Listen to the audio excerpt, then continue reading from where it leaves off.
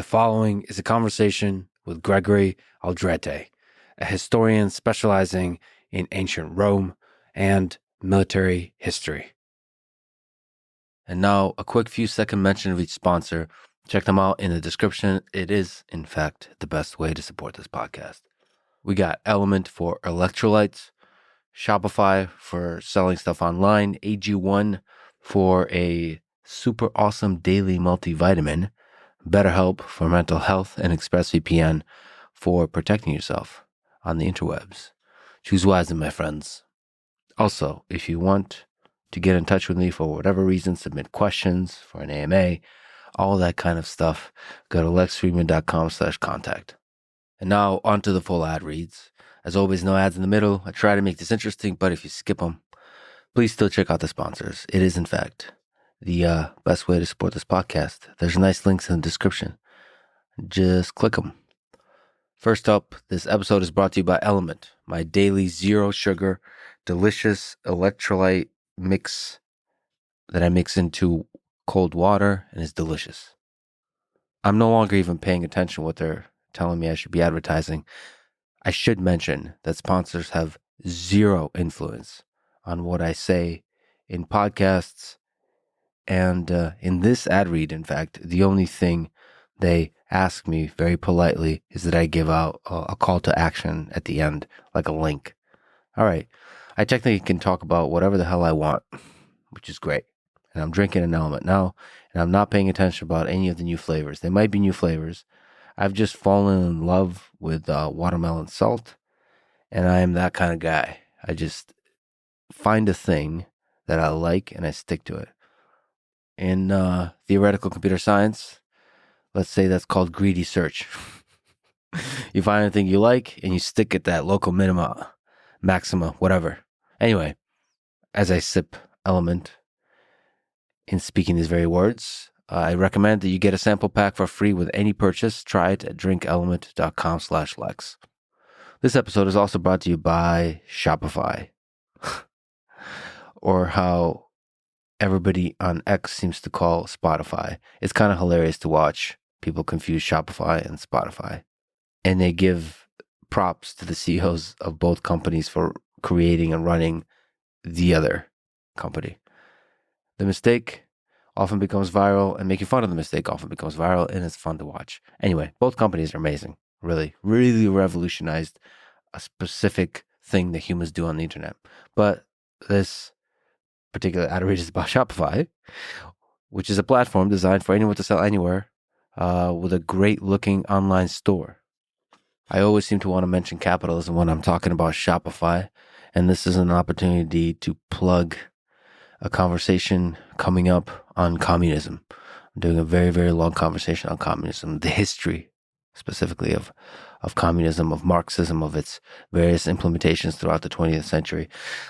Oftentimes, when people talk about the Roman Empire or communism, a bit of their modern day political ideology seeps in. I really try not to do that. I try to understand these movements, these civilizations, these empires, these societies in their own context objectively, without a kind of over-emotional judgment, but nevertheless with empathy, where you are actually truly feeling the experience of the people at that time. That's the challenge with history podcasts, with history conversations, with history books.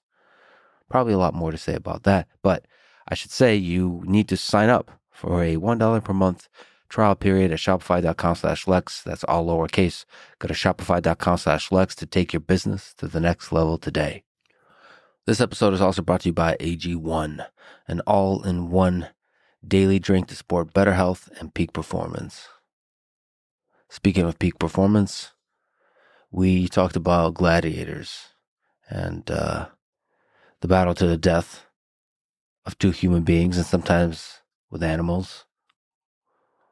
I felt that we shouldn't spend too much time on that because, actually, in the case of Gregory, his specialization and interests are not on the games, but on actual military conquest and military battles, tactics and technology, and the asymmetry of power, all of these kinds of things throughout the Roman monarchy, Roman Republic, and Roman Empire, and ancient Greece as well. So I feel like in terms of gladiators, that could be a person that I would specifically talk to primarily about gladiator fights, because it's such an epic slice of human history. Anyway, AG1 will give you a 1-month supply of fish oil when you sign up at drinkag1.com/Lex. This episode is also brought to you by BetterHelp, spelled H-E-L-P, help. They figure out what you need and match you with a licensed therapist in under 48 hours. It is interesting to think about how ancient Romans saw death, given how many of their children at birth and shortly after died, given how many brutal battles they saw all around them to the death, where it's not some drone overhead dropping a bomb, but face to face, hand to hand, sword to sword combat, and lots of blood and slaughter direct. They obviously, in many cases, glorified combat and glorified death, as did the Vikings, as did many societies throughout history. And I'll probably do a podcast on the Vikings as well. Many podcasts. The barbarians, the Vikings. Truly, truly fascinating peoples. Anyway, it feels like that relationship with death makes for harder humans. And finding that balance between hard and soft in terms of the human mind is an interesting one.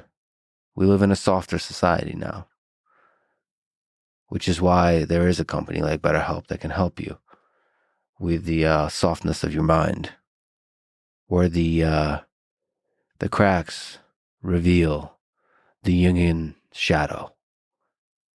I would say it's the easiest way to try talk therapy.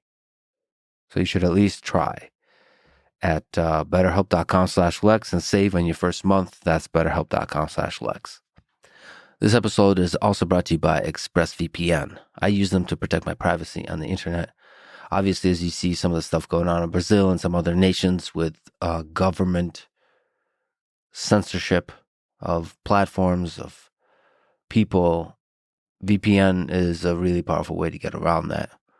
VPN is both a technology and a symbol of freedom in oppressive regimes.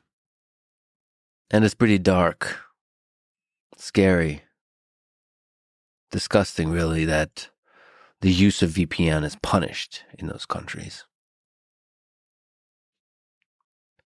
But it is also hopeful and inspiring to see masses of people using VPN in those countries, nevertheless.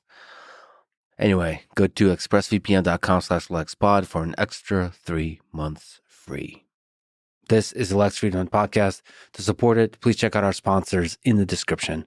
And now, dear friends, here's Gregory Aldrete.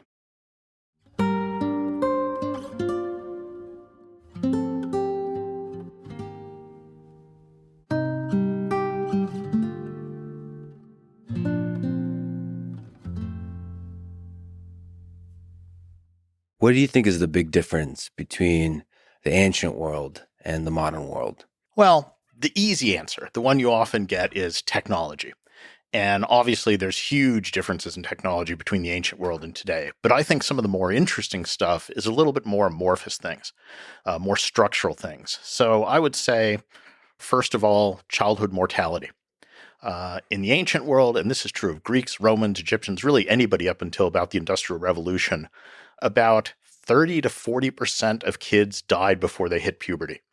So, I mean, put yourself in the place of an average inhabitant of the ancient world. If you were an ancient person, 3 or 4 of your kids probably would have died. You would have buried your children. And nowadays we think of that as an unusual thing. And just psychologically, that's a huge thing. You would have seen multiple of your siblings die. If you're a woman, for example, if you were lucky enough to make it to, let's say, age 13, you probably would have to give birth 4 or 5 times in order just to keep the population from dying out. So those kind of grim mortality statistics, I think, are a huge difference psychologically between the ancient world and the modern. But fundamentally, do you think human nature changed much? Do you think this is the same elements of what we see today: fear, greed, love, hope, optimism, and the cynicism, the underlying forces that result in war, all of that permeates human history? Crude answer, yes. I think human nature is roughly constant. And for me, as an ancient historian, the kind of documents that I really like dealing with are not the traditional literary sources, but they're the things that give us those little glimpses into everyday life. So stuff like tombstones or graffiti or just something that survives on a scrap of parchment that records a financial transaction. And whenever I read some of those, I'll have this moment of, feeling, oh, I know exactly how that person felt. Here across 2,000 years of time, completely different cultures, I have this spark of sympathy with someone from antiquity. And I think as a historian, the way you begin to understand an alien, a foreign culture, which is what these cultures are, is to look for those little moments of sympathy. But on the other hand, there's ways in which ancient cultures are wildly different from us. So you also look for those moments where you just think, how the hell could these people have done that? I just don't understand how they could have thought or acted in this way. And it's lining up those moments of sympathy and kind of disconnection that I think is when you begin to start to understand a foreign culture or an ancient culture. I love the idea of assembling the big picture from the details, from the little pieces, because that is the thing that makes up life. The big picture is nothing without the details. Yep. And those details would bring it to life. Yeah. It's not the grand sweep of things. It's seeing those little hopes and fears. Another thing that I think is a huge difference between the modern world and the ancient is just basically everybody's a farmer. Everybody's a small family farmer. And we forget this. Yeah. I was just writing a lecture for my next Great Courses course, and I was writing about farming in the ancient world. And I was really thinking, if we were to write a realistic textbook of, let's say, the Roman Empire, 9 out of 10 chapters should be details of what it was like to be a small-time family farmer, because that's what 90% of the people in the ancient world did. They weren't soldiers, they weren't priests, they weren't kings, they weren't authors, they weren't artists. They were small-town family farmers. And they lived in a little village. They never traveled 20 miles from that village. They were born there. They married somebody from there. They raised kids. They mucked around in the dirt for a couple decades, and they died. They never saw a battle. They never saw a work of art. They never saw a philosopher. They never took part in any of the things we define as being history. So that's what life should be, and that's representative. Nevertheless, it is the emperors and the philosophers and the artists and the warriors who carve history. And it is the important stuff. So, that's true. There's a reason we focus on that. That's a good reminder, though. If we want to truly empathize and understand what life was like, we have to represent it fully. And I would say let's not forget them. So let's not forget what life was like for 80, 90% of the people in the ancient world, the ones we don't talk about, because that's important too. So the Roman Empire is widely considered to be the most powerful, influential, and impactful empire in human history. What are some reasons for that? Yeah, Rome has been hugely influential, I think, just because of the image. There's all these practical ways. The words I'm using to speak with you today, 30% are direct from Latin, another 30% are from Latin-descended languages. Our law codes, our habits, our holidays, everything comes fairly directly from the ancient world. But the image of Rome, at least again in Western civilization, has really been the dominant image of a successful empire. And I think that's what gives it a lot of its fascination. This idea that, it was this great, powerful, culturally influential empire. And there's a lot of other empires. We could talk about ancient China, which arguably was just as big as Rome, just as culturally sophisticated, lasted about the same amount of time. But at least in Western civilization, Rome is the paradigm. But Rome is a little schizophrenic in that it's both the empire when it was ruled by emperors, which is one kind of model, and it's the Roman Republic when it was a pseudo-democracy, which is a different model. And it's interesting how some later civilizations tend to either focus on one or the other of those. So, the United States, revolutionary France, they were very obsessed with the Roman Republic as a model. But other people, Mussolini, Hitler, Napoleon, they were very obsessed with the empire, Victorian Britain, as a model. So Rome itself has different aspects.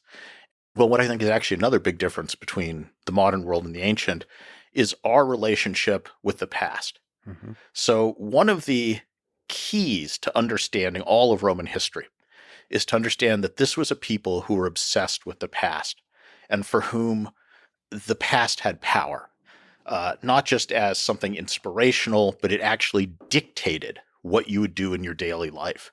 And today, especially in the United States, we don't have much of a relationship with the past.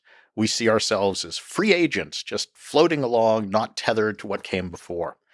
And the classical story that I sometimes tell in my classes to illustrate this is Rome started out as a monarchy. They had kings. They were kind of unhappy with their kings. Around 500 BC, they held a revolution and they kicked out the kings. And one of the guys who played a key role in this was a man named Lucius Junius Brutus. Okay. 500 years later, 500 years down the road, a guy comes along, Julius Caesar, who starts to act like a king. So if you have trouble with kings in Roman society, who are you going to call? Somebody named Brutus. Now, as it happens, there is a guy named Brutus in Roman society at this time who is one of Julius Caesar's best friends, Marcus Junius Brutus. Now, before I go further with the story, and I think you probably know where it ends, I just have to talk about how important your ancestors are in Roman culture. I mean, if you went to an aristocratic Roman's house and opened the front door and walked in, the first thing you would see would be a big wooden cabinet. And if you open that up, what you would see would be row after row of wax death masks. So when a Roman aristocrat died, they literally put hot wax on his face and made an impression of his face at that moment.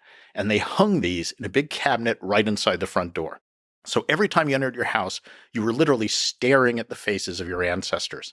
And every child in that family would have obsessively memorized every accomplishment of every one of those ancestors.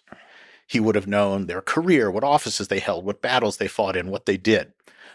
When somebody new in the family died, there would be a big funeral, and they would talk about all the things their ancestors had did. The kids in the family would literally take out those masks, tie them onto their own faces, and wear them in the funeral procession. So you were like wearing the face of your ancestors.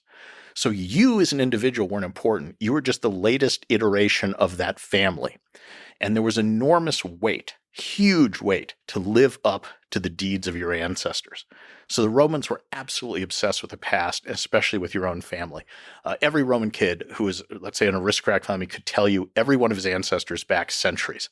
I can't go beyond my grandparents. I don't even know, but that's, maybe 100 years. So it's a completely different attitude towards the past. And the level of celebration that we have now of the ancestors, even the ones we can name, is not as intense as it was in Roman times. No, I mean, it was obsessive and oppressive. It determined what you did. Oh, yes, because there's that weight for you to act like your ancestors did. Do you think, not to speak sort of philosophically, but do you think it was limiting to the way the society develops to be deeply constrained by the limiting in a good way or a bad way, you think? Well, like everything, it's a little of both, but the bad.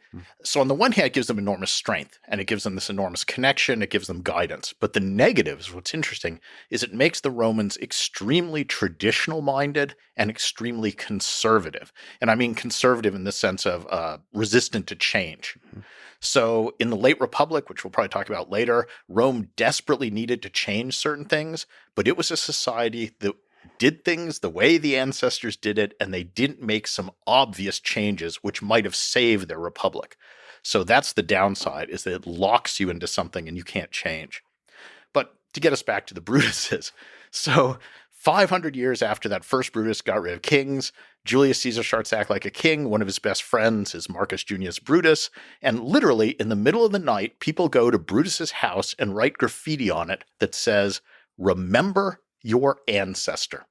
And another one is, I think, "You're no real Brutus." And at that point, he really has no choice.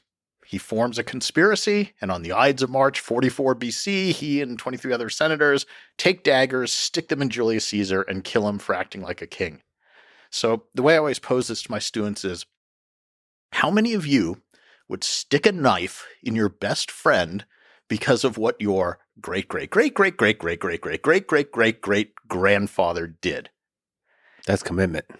That's the power of the past. Yeah. That's a society where the past isn't just influential, but it dictates what you do.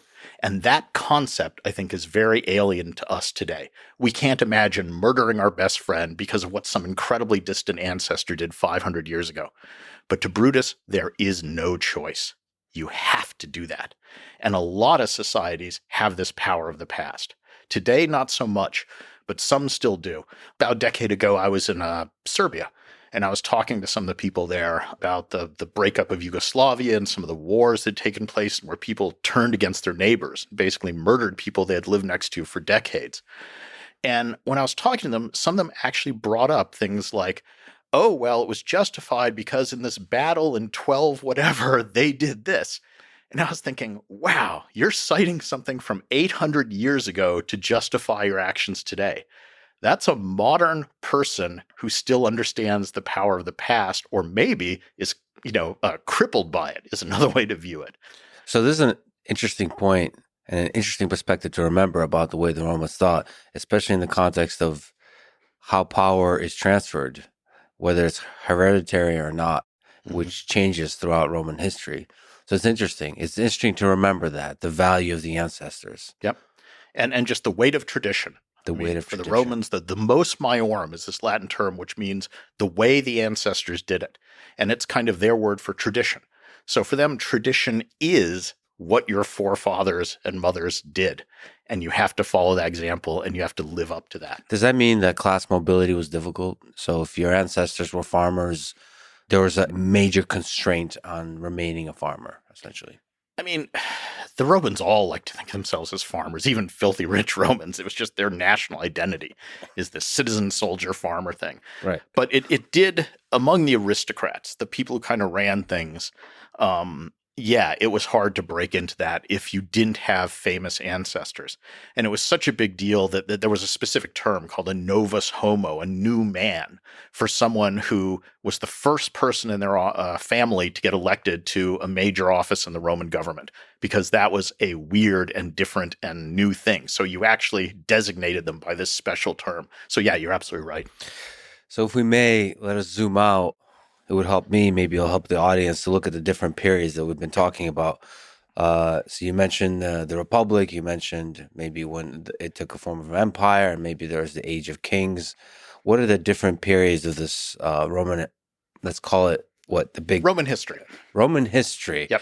And a lot of people just call that whole period Roman Empire loosely, right? So maybe Can you speak to the different periods? Yes, absolutely. So conventionally, Roman history is divided into 3 chronological periods.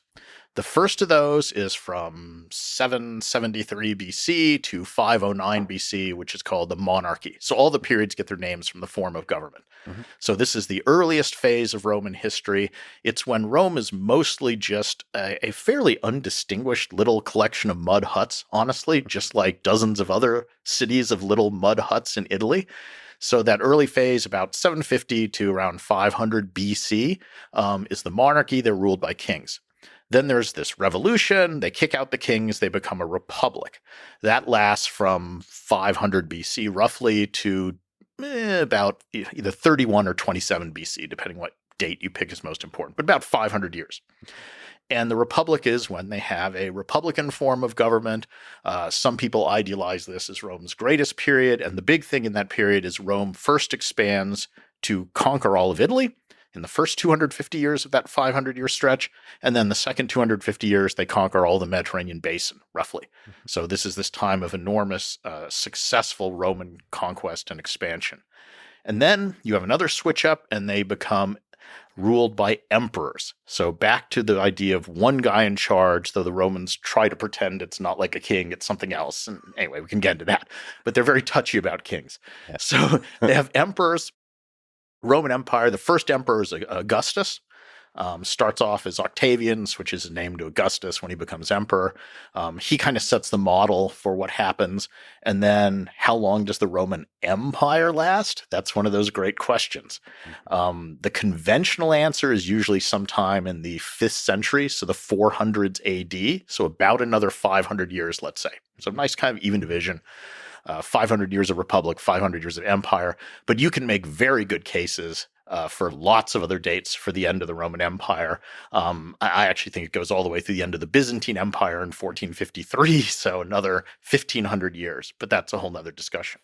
But so that's your 3 phases of Roman history. And in some fundamental way, it still persists today, given how much of its ideas define our modern life, especially in the Western world. Yeah.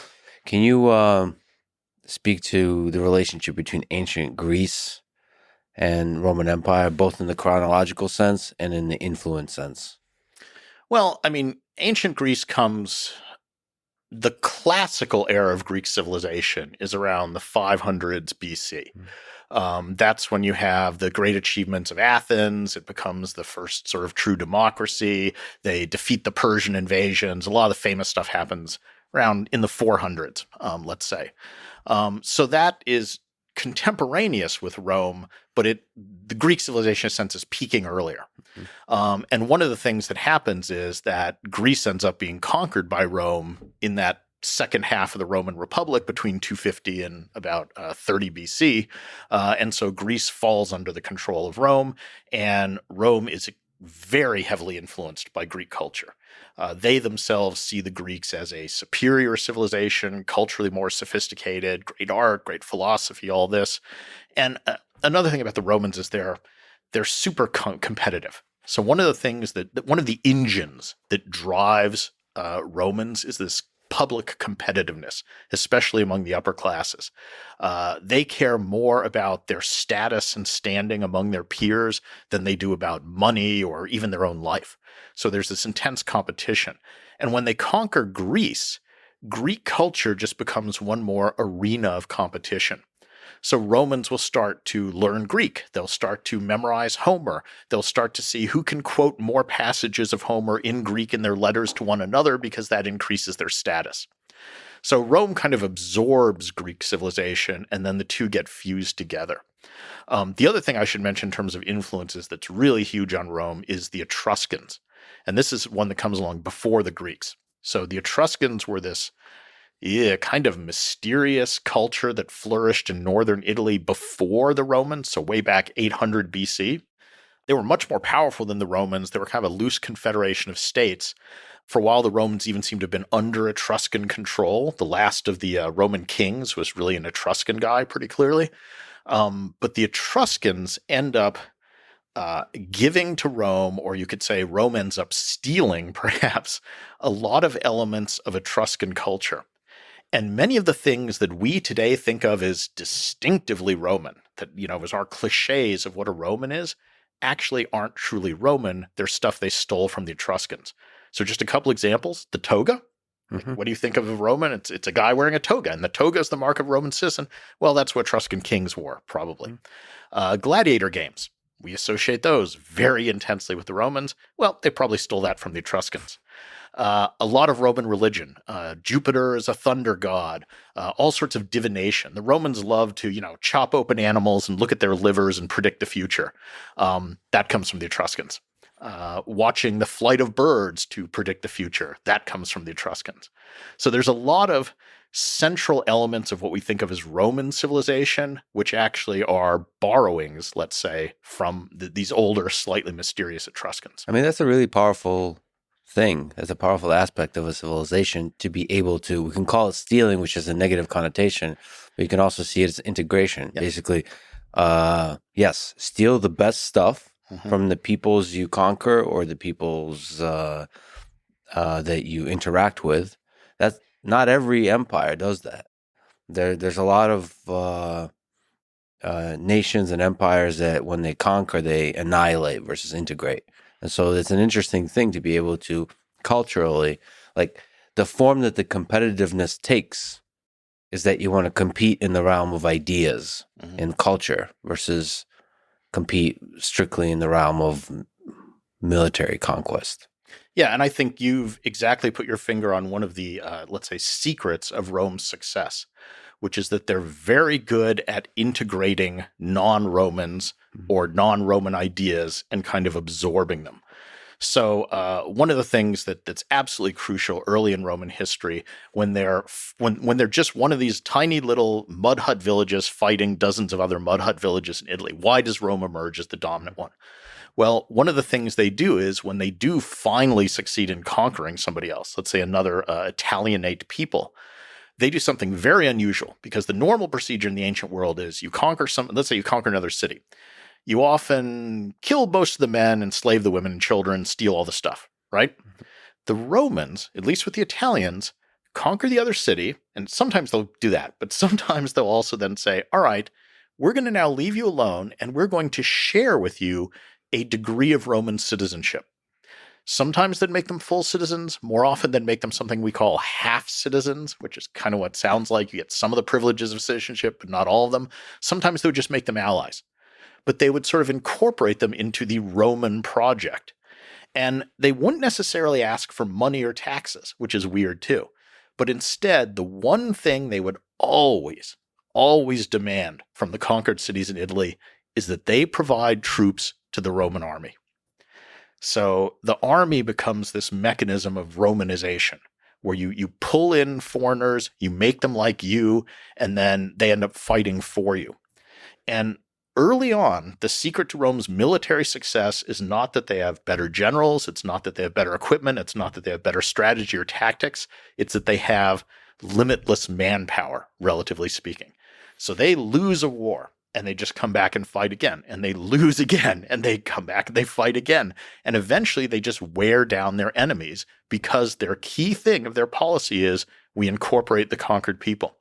And the great moment that just exemplifies this is pretty late in this process. So they've been doing this for 250 years just about, and they've gotten down to the toe of Italy. They're conquering the very last cities down there. And one of the last cities is actually a Greek city. It's a Greek colony. It's a wealthy city, and so when the Romans show up on the doorstep and are about to attack them, they do what any rich Greek colony or city does. They go out and hire the best mercenaries they can. And they hire this guy who thinks of himself as the new Alexander the Great, a man named Pyrrhus of Epirus. So he's a mercenary. He's actually related to Alexander distantly. He has a terrific army, top-notch army. He's got elephants. He's got all the latest military technology. The Romans come and fight a battle against him, and Pyrrhus knows what he's doing. He wipes out the Romans. He thinks, okay, now we'll have a peace treaty, we'll negotiate something, I can go home. But the Romans won't even talk. They go to their Italian allies and half-citizens, they raise a second army, they send it against Pyrrhus. Pyrrhus says, okay, these guys are slow learners, fine. He fights them again, wipes them out. Thinks, now we'll have a peace treaty. But the Romans go back to the allies, raise a third army, and send it after Pyrrhus. And when he sees that third army coming, he says, I can't afford to win another battle. I win these battles, but each time I lose some of my troops, and I can't replace them. And the Romans just keep sprouting new armies.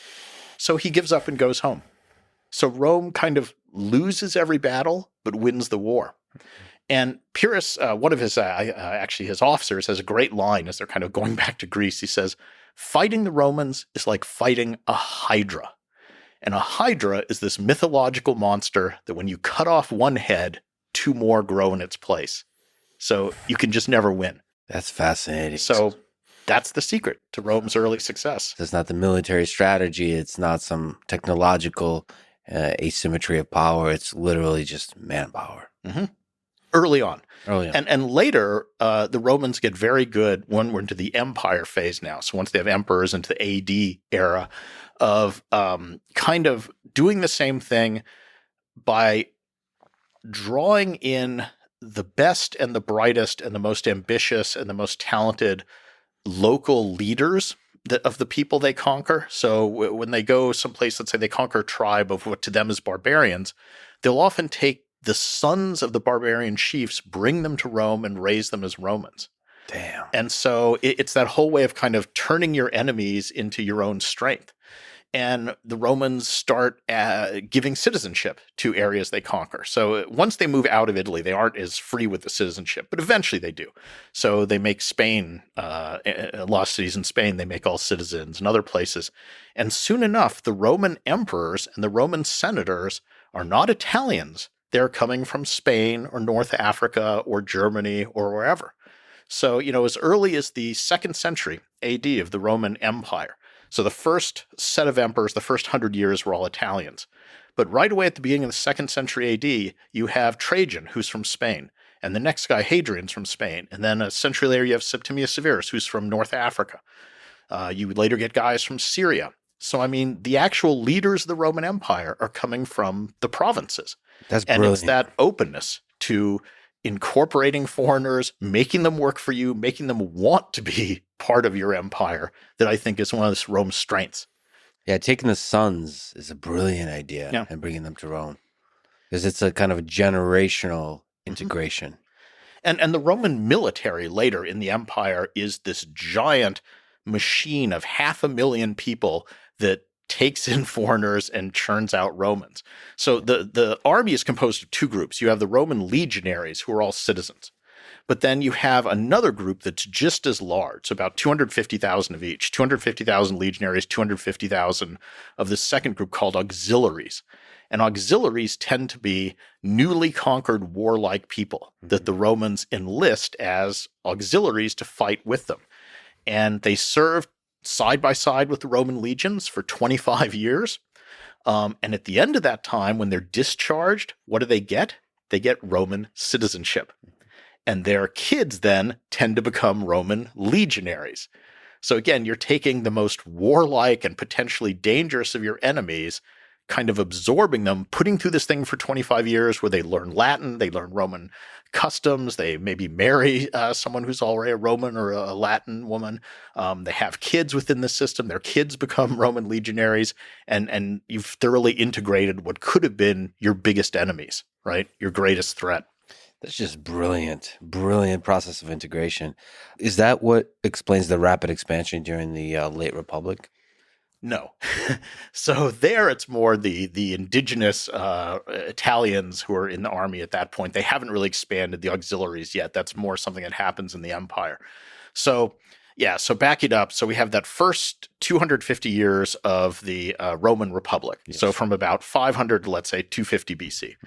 And in that period, they gradually expand throughout Italy, conquer the other Italian cities who are pretty much like them. So they're people who already speak similar languages or the same language, have the same gods. It's easy to integrate them. That's the ones they make the half-citizens and allies. Mm-hmm. Then in the second half of that period, from about 250 to, let's say, 30 BC, Rome goes outside of Italy. And this is a new world because now they're encountering people who are really fundamentally different. Mm-hmm. So true others. They do not have the same gods. They don't speak the same language. They have fundamentally different systems of economy, everything. And Rome first expands in the Western Mediterranean.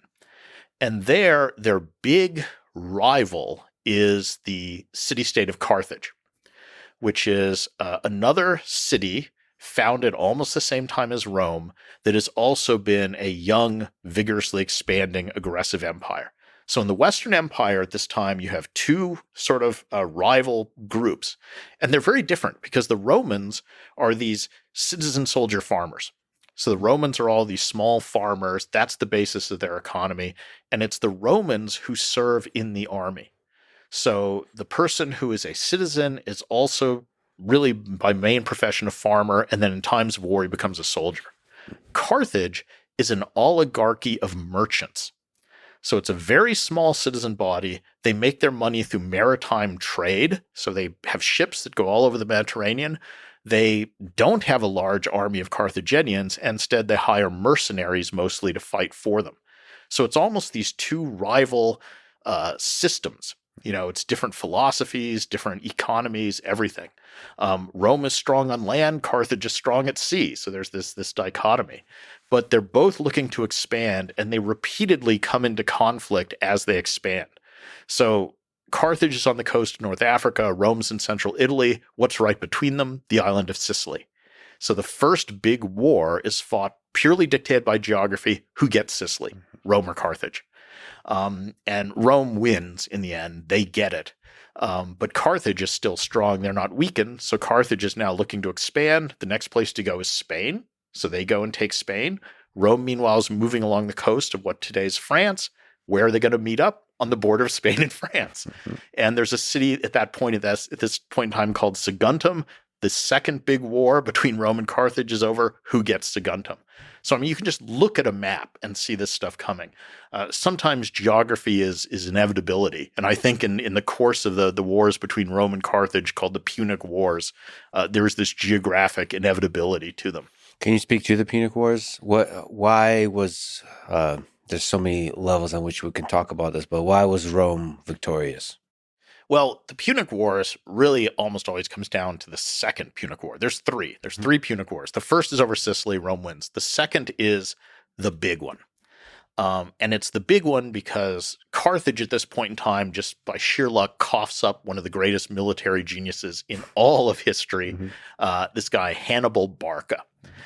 He was actually the son of the Carthaginian general who fought Rome for Sicily. Hamilcar was his father. But Hannibal is this just genius, just absolute military genius. He goes to Spain. He's the one who kind of organizes stuff there. And now he knows the second war with Rome is inevitable. And so the question is, how do you take down Rome? He's smart. He's seen Rome's strength. He knows it's the Italian allies. So Rome always wins because even if they lose battles, they go to the Italian allies and half-citizens and raise new armies.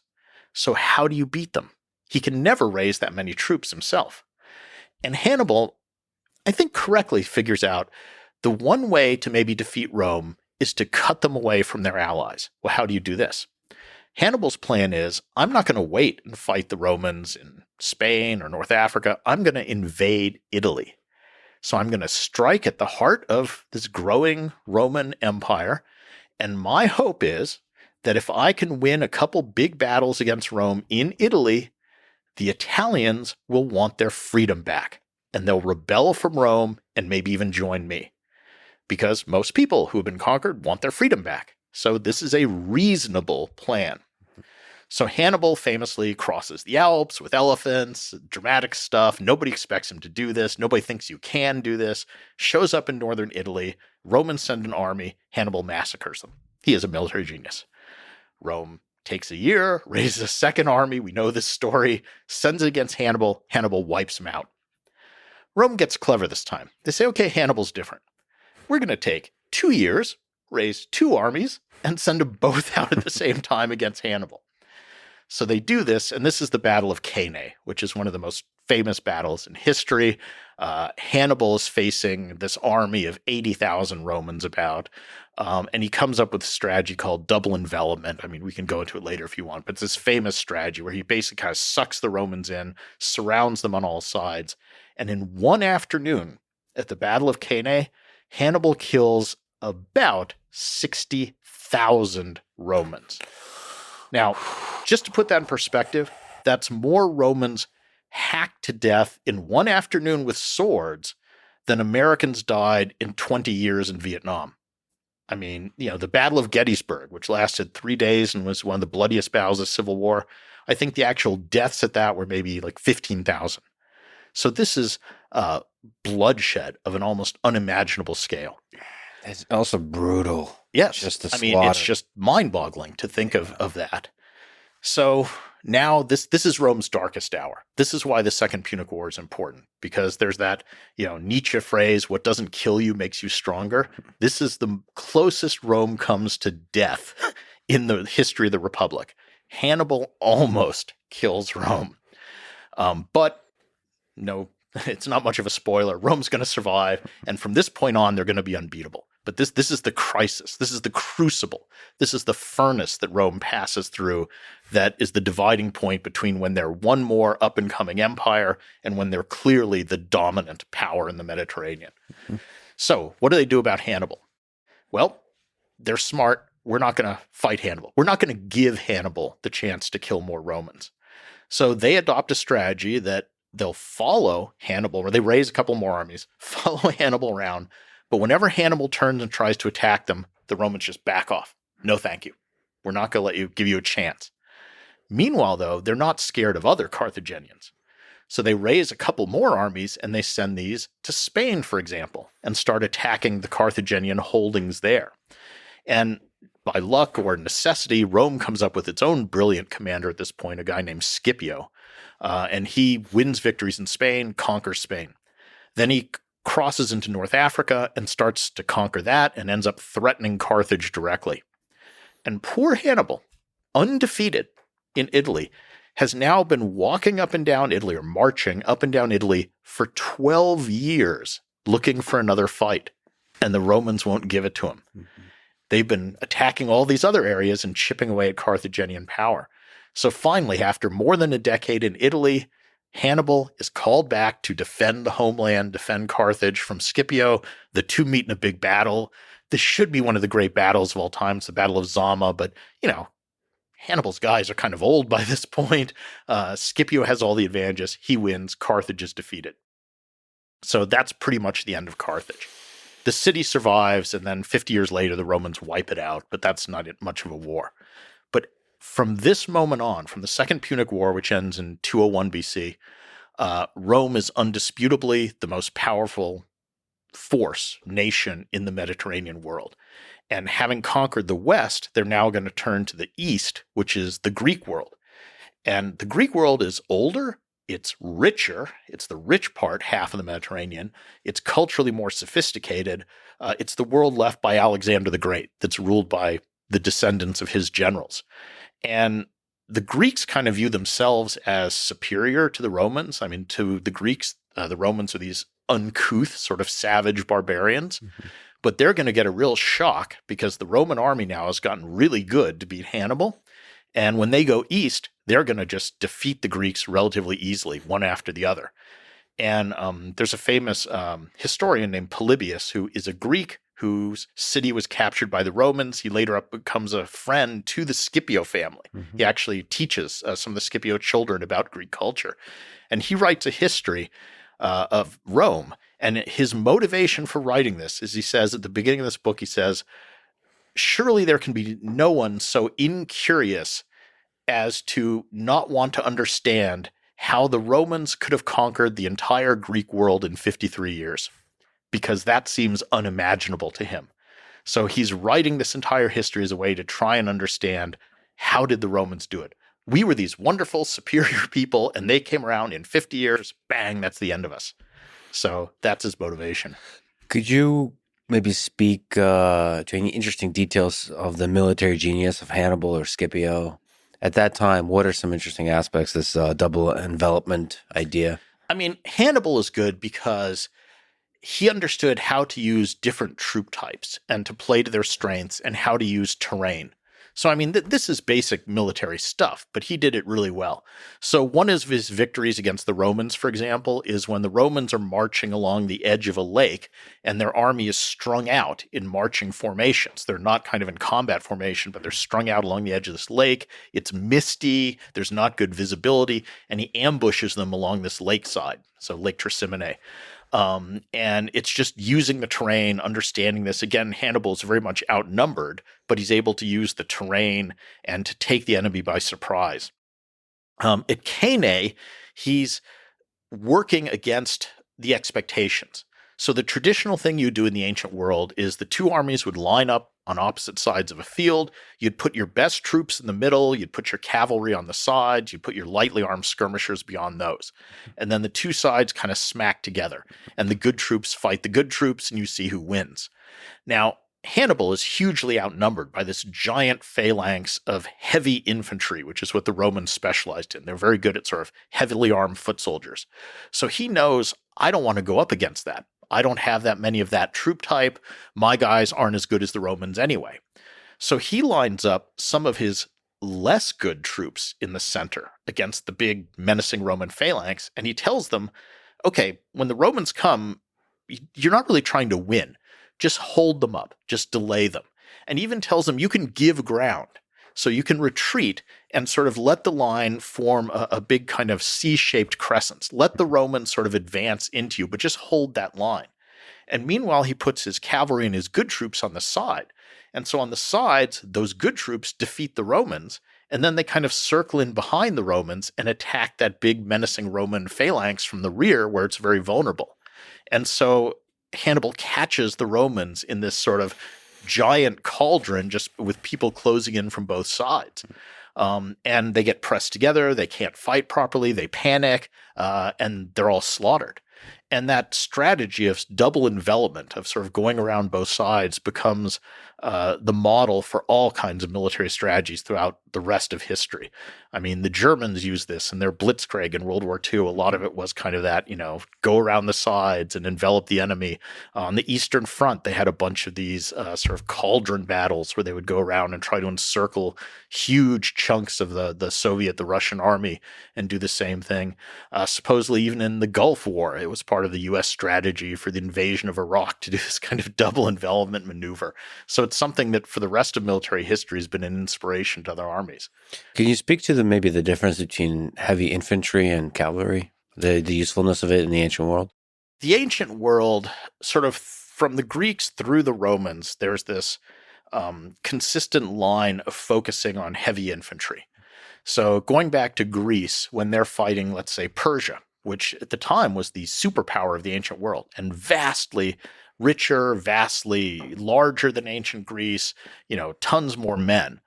But the Persians tended to be archers, tended to be light horsemen, tended to be light infantry, whereas the Greeks specialized in what are called hoplites, which is a kind of infantrymen with very heavy body armor, a helmet, a spear, and a really big, heavy shield.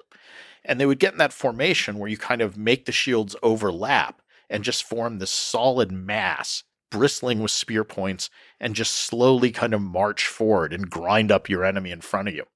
And so that's that sort of block of heavy infantry. The advantages head on against other things, they tend to win. The disadvantages, it's slow moving. It's vulnerable from the sides and the rear, so you got to protect those. But if you can keep frontally faced, it's pretty much invincible. And that's taken even further by Alexander the Great, who comes up with the idea, well, what if we even give them a longer spear? So Greek spears were 6 to 8 feet long.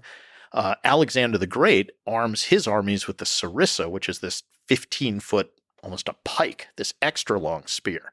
And so when the spear is that long, you don't even hardly need the shields anymore. So it's just this incredibly powerful thing in frontal attack. And that's what he uses to make himself ruler of the known world. He goes and conquers the Persian Empire and makes himself the Persian King of Kings with this phalanx of troops armed with the sarissa. So that's very powerful. The Romans go a little bit different route. They have heavy infantry, but they focus more on fighting with short swords. So it's get up close and kind of stab. Mm-hmm. And the other thing the Romans do is they focus on flexibility and subdividing their army. So Alexander's phalanx was a mass of, let's say, 5,000 guys, and it was one unit. Mm-hmm. The Roman army is organized in an ever decreasing number of subunits. So you have a group of 8 guys who are a contubernia, the men who share a tent. You take 10 of those and they form a century of 80 men. You take a bunch of those and you form a cohort. If you get a bunch of those, you form a legion. So the Romans are able to subdivide their army. And the big sticking point comes at 197 BC at the Battle of Cynocephalae, when the Roman legion goes up against one of the descendants of Alexander the Great who's using his military system. So this is the new Roman system with flexibility versus the old invincible Alexander system with the heavily armed sarissa with those long 15-foot poles. And the key moment in the battle is where they lock together, and in a head-on clash, the Macedonians are going to win. But the Romans have the flexibility to break off a little section of their army, run around to the side, and attack that formation from the side, and they win the battle. So they prove tactically superior because of their flexibility. So it's always development and counter-development in military history. A fascinating, brutal testing ground of tactics and technology. Adaptation. You have to keep adapting. That's, I think, the key thing. One of the fascinating things about your work, you study Roman life in the ancient world, but also the details, like we mentioned. You are an expert in armor. So what kind of, maybe you could speak to weapons and most importantly, armor that were used by the Romans or by people in the ancient world? I do military history. So, I mean, the Romans specialized in, early on, they have pretty random armor and it's not standardized. I mean, remember, there's no factories in the ancient world. So nobody's cranking out 10,000 units of exactly the same armor. Each one is handmade. Now, there can be a degree of standardization. Even as early as Alexander, there was a certain amount of standardization, but each one is still handmade. And that's important to keep in mind, each weapon, each piece of armor. Armor develops over time to fit the tactics. So the Greek hoplites are very heavy armor. The Roman infantrymen early in the Republic is lighter. Eventually they get this typical sort of, chainmail shirt, helmet, shield. The classic sort of Roman legionary, I would say, is the one of the 1st and 2nd centuries AD, so the early Roman Empire. And this is the guy who wore bands of steel arranged in sort of bands around their body. So it looks almost like a lobster's shell, right? And this is a thing called the lorica segmentata. So it's solid steel, which is very good protection, but it's flexible because it has these individual bands that provide a lot of movement. And then you have a helmet, you have a square shield that's kind of curved, and you have the short sword, the Roman gladius. And that's kind of the classic Roman legionary. Later, more things develop. My personal sort of relationship with armor is I got really by accident involved in this project to try to reconstruct this mysterious type of armor that was used especially by the Greeks and Alexander the Great called the linothorax, which apparently was made only out of linen and glue. Mm-hmm. So this seems a little odd that, that's not the sort of material once you want metal or something. But we had clear literary references that people, including Alexander, and the most famous image of Alexander is this Alexander mosaic found at Pompeii that shows him wearing one of these funny types of armor. The catch is none survived. It's organic materials. Mm-hmm. So we don't have any of them. And archaeologists like to study things that survive. So we have nice typologies of Greek armor made of bronze, Roman armor made of steel or sort of proto-steel. But this thing, this linothorax, was a mystery. And one of my undergraduate students, a guy named Scott Bartell, had a real an Alexander obsession. He really loved Alexander. As one should. He had Alexandros tattooed on his arm in Greek. And he was a smart student. He was really smart. And so he one summer made himself an imitation of this thing of Alexander's just for fun. And he said, can you give me some articles so I could do a better job? So I some scholarly articles about this armor.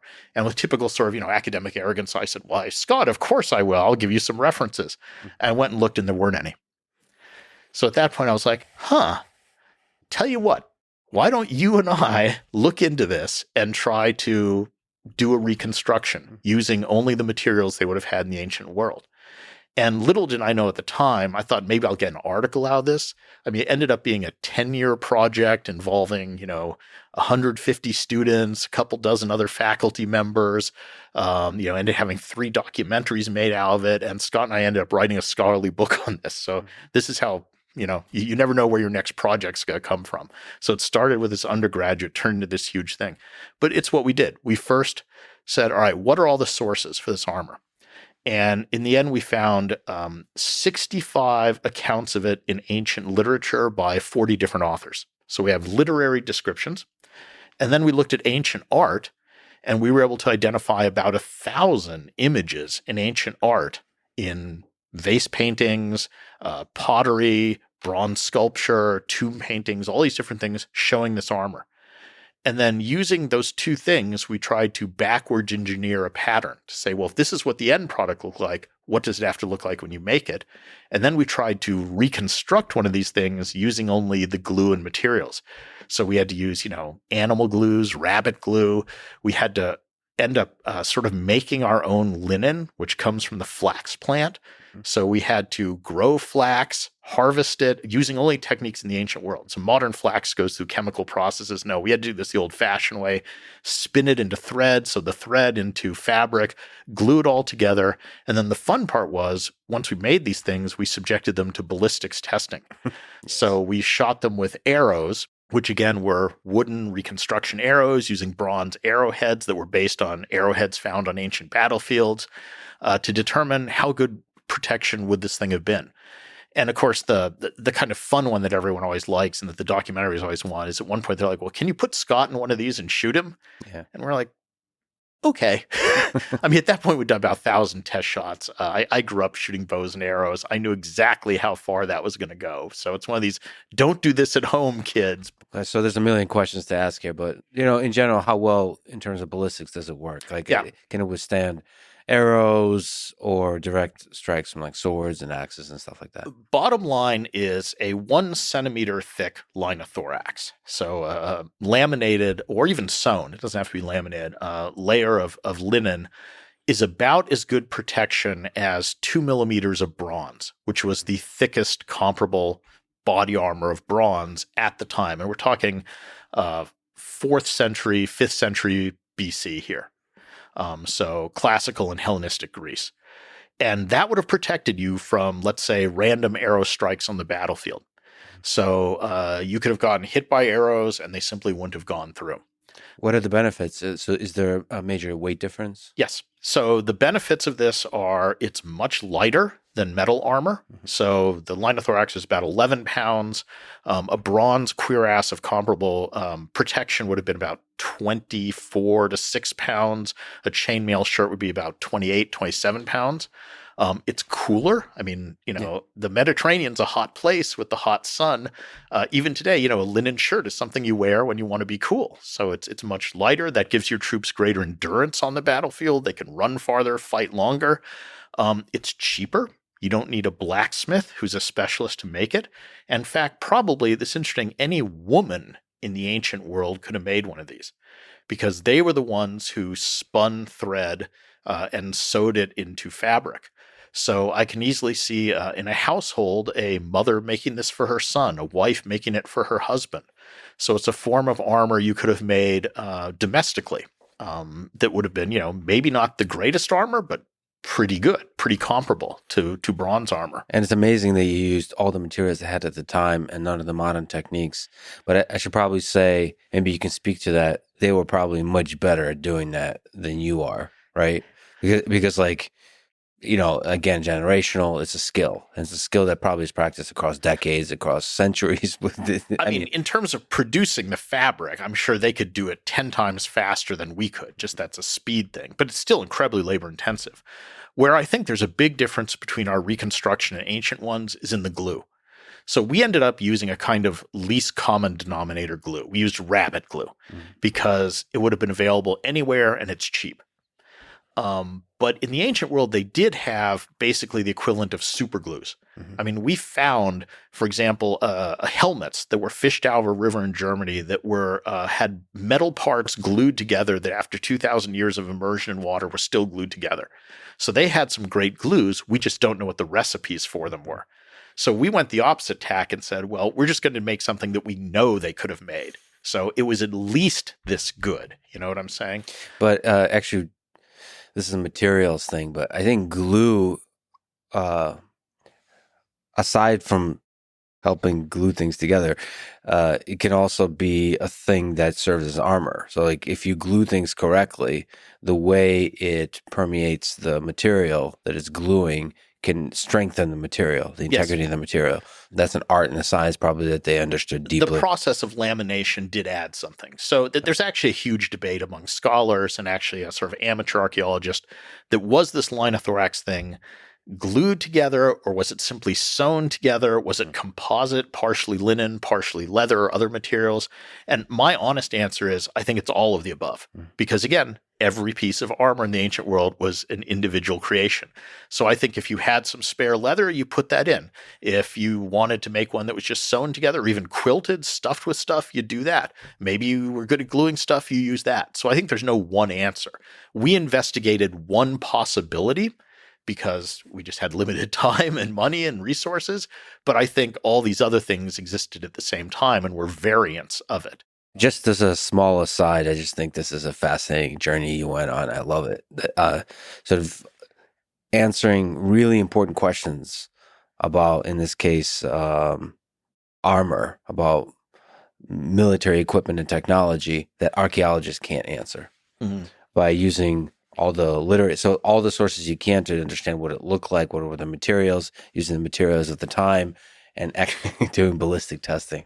It's really cool. It's really cool that you see that there's a hole in the literature. Yeah. Nobody studied it, and going hard and doing it the right way to sort of uncover this. I don't know. I think it's an amazing mystery about the ancient world. I mean, shifting from just sort of Roman history in general to my research that I've done as a scholar, the theme that runs throughout my scholarship is practical stuff. Yeah. I'm interested, how did this actually work in the ancient world? Mm-hmm. So there's people who are much more theoretical, who look at, the symbolic meaning of something. I'm simpler. I just want to know, how did this work? So almost all of my books that I've written have started with some just, how did something work? And I'm trying to just figure out that aspect of it. And that's just, maybe it's a personality thing. I also have kind of a sciencey background. So I think I've used a lot of that, even though I'm a humanist and a historian, I use a lot of kind of hard science in my work.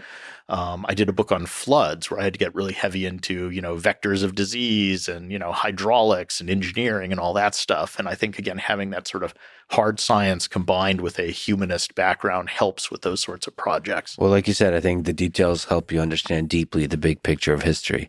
And I mean, Alexander the Great wore this thing. Yeah. So this is, and I should say, by the way, it does drop out of use around Roman times. And I think what's going on there is technology. That with bronze, it's hard to keep a sharp edge on things. But once you get into metals which approximate steel, you can get sharper. And a key factor to penetrating fabric is the edge on the arrowhead, right? So as soon as you start to get something more like a razor edge, it's going to go through it more easily. Also, there's changes in the bows that are being used. You start to get sort of Eastern horse archers showing up with composite bows, which are much more powerful. And so it just becomes outdated as frontline military equipment. What's interesting is by the Roman period, people are still wearing it, but it's now things like when I go hunting, if I'm hunting lions, I wear this. There's an actual source that says it's really good for hunting dangerous big cats because it catches their teeth and stops them from penetrating. One emperor wears one of these under his toga. It's kind of like a not bulletproof vest, but stab-proof vest. So again, it's not to fight in the front line of the legions, but it'll protect him from somebody trying to assassinate him. So it still has those uses where you're not up against top-line military equipment. To honor the aforementioned undergraduate student who loves Alexander the Great, we must absolutely talk about Alexander the Great for a little bit. Why was he successful, do you think, as a conqueror? Probably one of the greatest conquerors in the history of humanity.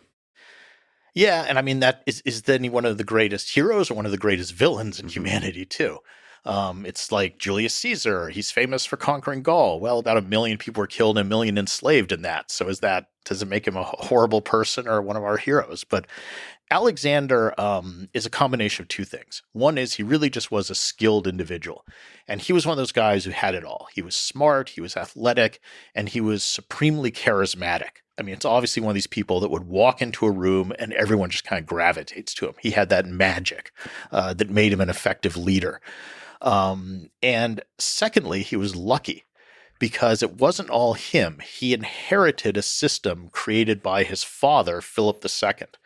So he was in the right time at the right place and had this instrument placed in his hands, and then he had the intelligence and the charisma to go use it. So it's one of these coming together of different things. But often his father's contribution, I think, is not recognized as much as it is. It's his father who reformed the Macedonian army, who came up with that system of equipping them with the sarissa, this extra long spear that made them really effective, created the mixed army. So one of the keys to Alexander's success as in a tactical sense is that his army was composed of different elements: heavy cavalry, heavy infantry, light infantry, missile troops. And he understands that he can use these in different and flexible ways on the battlefield. Whereas a lot of warfare before then had just been, you line up, two sides smashed together. So he did clever things with this army that was a better tool than others did. And then he was just supremely ambitious. I mean, he cared about his fame, which I guess is ego, but he clearly cared about that more than he did about things like money. He was indifferent to that. And he did have a grand vision. So he did have this vision of trying to unite the world both politically under his control, but also culturally. And this is an interesting thing. So he was very open, in fact, insistent of trying to meld together the best elements of all the different cultures. So he himself was a Macedonian, but he admired Greek culture, so he pretty much adopted Greek culture as his own. When he conquers Persia, he starts adapting elements of Persian culture. He dresses in Persian clothing. He marries a Persian woman. He sort of forces thousands of his troops to marry local women. He appoints Persians to positions of power. He integrates Persian units into his military. He really wanted to fuse all these things together.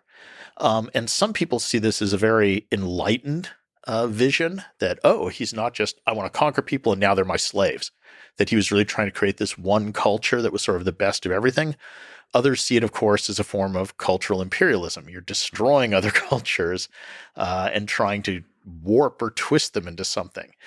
But what I think is interesting is that this vision he had of uniting cultures creates very problematic tensions among his own followers. Because the Macedonians, his original troops, did not like this on the whole. They wanted the old model where we conquer you, you're our slaves. We don't want to share stuff with you. We don't want you joining us in the army. We don't want you appointed to positions of power. We're your conquerors, and that's it. And so Alexander had to deal with a lot of friction from his own oldest, most loyal elements at the way he was being, in their eyes, too generous to the conquered. So Alexander is one of these interesting personalities because every generation sees him in a new light and focuses on different things. So for some, he's this enlightened visionary who was taught by Aristotle, the Greek philosopher, and they say, well, this influenced him. Others see him as an egomaniacal warmonger, just I'm out to kill and gain glory. There was a book a couple decades ago that says, oh, he's just an alcoholic, which he probably was, yeah. So you get all these competing images. And the great thing is, we don't really know what the true Alexander was or what his motivations were. It's a mixed message. Why do you think the Roman Empire lasted while the Greek Empire, as the Alexander expanded, did not? That's a clear answer. So Alexander's empire fragmented the moment he died. And so his empire was all about personal loyalty. It was his charisma holding it together, his personality. And he completely failed to create a structure so that it would continue after his death. And of course, he died young. He didn't think he would die when he did, but still, you should put something in place. So his was a flash in the pan. He had this spectacular conquest. In 10 years, he conquered what was then most of the known world. But he had no permanent structure in place. He didn't really deal with the issue of succession. It fell apart instantly. The Romans are much more about building a structure. So, I mean, as we talked about a little, they were very good about incorporating the people they conquered into the Roman project. I mean, they're oppressive. They're imperialistic as well. Let's not whitewash them. I mean, they had moments when they would just wipe out entire cities. But on the whole, they were much more about trying to bring people into the Roman world. And I think that was one of their strengths, is that they were open to integration and bringing in different people to keep rejuvenating themselves. One of the most influential developments from the Roman Republic was their legal system. And as you mentioned, it's one of the things that still lasted to this day in many of its elements. So it started with the 12 tables in 451 BC. Can you just speak to this legal system and the 12 tables? Yeah, I mean, Roman law is one of their most significant, maybe the most significant legacy they have on the modern world. So, I mean, just to start at that end of it, something like, 90% of the world uses a legal system which is either directly or indirectly derived from the Roman one. So even countries that you wouldn't think are really using Roman law kind of are, because all the terminology, all that comes from Roman law. And the Romans, their first law code was this thing, the 12 tables. So this is way back in the Middle Republic, and it was a typical early law code. So most of the stuff it concerns are agricultural concerns. So if I have a tree and its fruit drops onto your property, who owns the fruit? Yeah. If my cow wanders into your field and eats your grain, am I responsible? I mean, I love these early law codes that are all about this like farmer problems, But law codes are hugely important because you need a law code to enable people to live in groups. So they're the transitional thing that lets human beings live together without just resorting to anarchy. And most of the early law codes are agricultural, like Hammurabi's code in Mesopotamia. Most of them are retaliatory, meaning eye for an eye type justice. So you do something to me, it gets done to you. But they're this necessary precondition for civilization, I would say. And the 12 Tables is that. It's a crude law code. It has a lot of goofy stuff in it. It has things about, if you use magic, this is the punishment. But it's that basic agrarian society law code. Now, that's typical of many societies. Where the Romans are different is they keep going. They keep developing their law code. And by the late Republic, the Romans just get kind of really into legal stuff. I don't know why, but the Romans are very methodical, organized people, so maybe this has something to do with it. But their law code just keeps getting more and more complicated and keeps expanding to different areas. And they start to get jurists who write sort of theoretical things about Roman law. And eventually it becomes this huge body both of cases and comments on those cases and of actual laws. And in the 6th century AD, so the 500s, the Roman Emperor Justinian, who is a emperor of the Eastern Roman Empire, by this point, the Byzantine Empire, compiles all this together into something that today we just kind of loosely call Justinian's Code of Roman Law, and that survives. And so that becomes the basis for almost all the legal systems around the world. And it's very complicated. And Roman law, I think, is really fun because on the one hand, it's really dry, but it also preserves these wonderful little vignettes of daily life. So you get these great, just kind of entertaining law cases. One of my favorite, and this may not even be a real case, this might be a hypothetical that they would use like to train Roman sort of, law students, is like one day a man sends his slave to the barber to get a shave. And the barber shop is adjacent to an athletic field. And two guys are on the athletic field throwing a ball back and forth. And one of them throws the ball badly. The other guy fails to catch it. The ball flies into the barber shop, hits the hand of the barber, cuts the slave's throat. He dies. Who's liable under Roman law? Is it the athlete 1 who threw the ball badly? Is it athlete 2 who failed to catch it? Is the barber who actually cut the slave's throat? Is it the owner of the slave for being stupid enough to send his slave to get a shave in a place adjacent to a playing field? Or is it the Roman state for zoning a barber shop next to an athletic field? What do you think? Well, do they resolve the complexity of that with a right answer? We don't have the answer. We don't have the answer. It's a case without the answer. So we have various jurists commenting on this one, but we don't have what was actually ruled. But it's just a great little, sort of vignette. And that's how complicated Roman law got, that it was dealing with these weird esoteric questions. There's another one where, a cow gets loose and runs into an apartment building, goes up onto the roof and crashes down 3 stories into a bar on the ground floor and kicks open the taps to the wine jug and all the wine flows out. Who's at fault? I mean, this seems to have happened, as crazy as it sounds. And Roman testamentary law is great. I mean, something like 20% of Roman law has to do with wills and what you do with a will and what makes a will valid. You have to have 7 witnesses and you have to have a guy named a Liebeprens to witness it. And the witnesses have to be adult men who can't be blind and all this other stuff. So it's just great. I mean, it's fun to mess around in this, but it always contains these little nuggets about what happens. I mentioned I wrote a book on floods, and there were all these law cases about if a flood strikes the city and picks up my piece of furniture in my apartment building and carries it out the door and deposits it in another apartment building, does that guy now own my furniture because it's now legally within his apartment? Or can I go in there and repossess it because the flood took it out of my apartment? This is the stuff laws handle, and that's how sophisticated Roman law got. Did kind of corrupt, unfair things seep into the law? Oh, yeah. I mean, it's biased in favor of the wealthy, obviously. And I mean, Roman law cases are interesting because they became linked to politics. So one of the ways that politicians, up-and-coming politicians, aspiring politicians could sort of make their name or become famous was by either prosecuting or defending people in Roman law courts. And especially during the late Roman Republic, you get a lot of really sensational, what today we would call celebrity law cases. So this is where some of the biggest politicians were accused of very melodramatic kinds of things.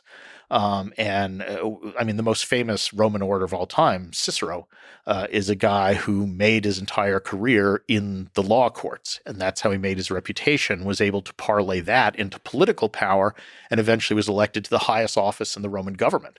But it's purely because of his skill, his facility at using words, at giving speeches in public. So they loved the puzzle and the game of law, the sort of untangling really complicated legal situations and coming up with new laws that help you tangle and untangle the situations. And law cases, again, especially in the late Republic, also became a form of public spectacle. Right. So Rome did not have law courts in a building locked away. A lot of these cases were held in the Roman Forum, in the open, and audiences would just come to be entertained. And the people presenting the speeches there were playing as much to this audience as they were to, let's say, the jury or a judge. And that became a big part of the cases. So that's all tied up in Roman oratory. So too. We're talking a bit about the details of the laws. Is there some big picture laws that are new innovations or like profound things like all Roman citizens are equal before the law, kind of founding fathers type of in the United States, in the Western world, these big legal ideas? I think maybe one of the things that was really stressed in Roman law early on, even as early as the 12 Tables, is the notion of Roman citizenship. So if you were a Roman citizen, it came with a set of both privileges and obligations. So the obligations were you're supposed to fight in the army, you were supposed to vote in elections. The privileges were you had the protection of Roman law, and at least in theory, if not in practice, everybody was equal under that law. Now, of course, keep in mind we're talking about men here.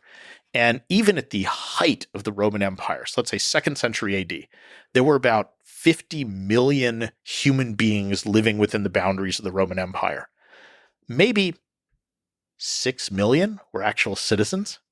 So, this is, we tend to go, oh, it's so great. If you're a citizen, you have all these things. Well, adult free men who are not slaves, who are not resident foreigners, they have this great stuff. And that's always a tiny minority of all the human beings who existed in this society.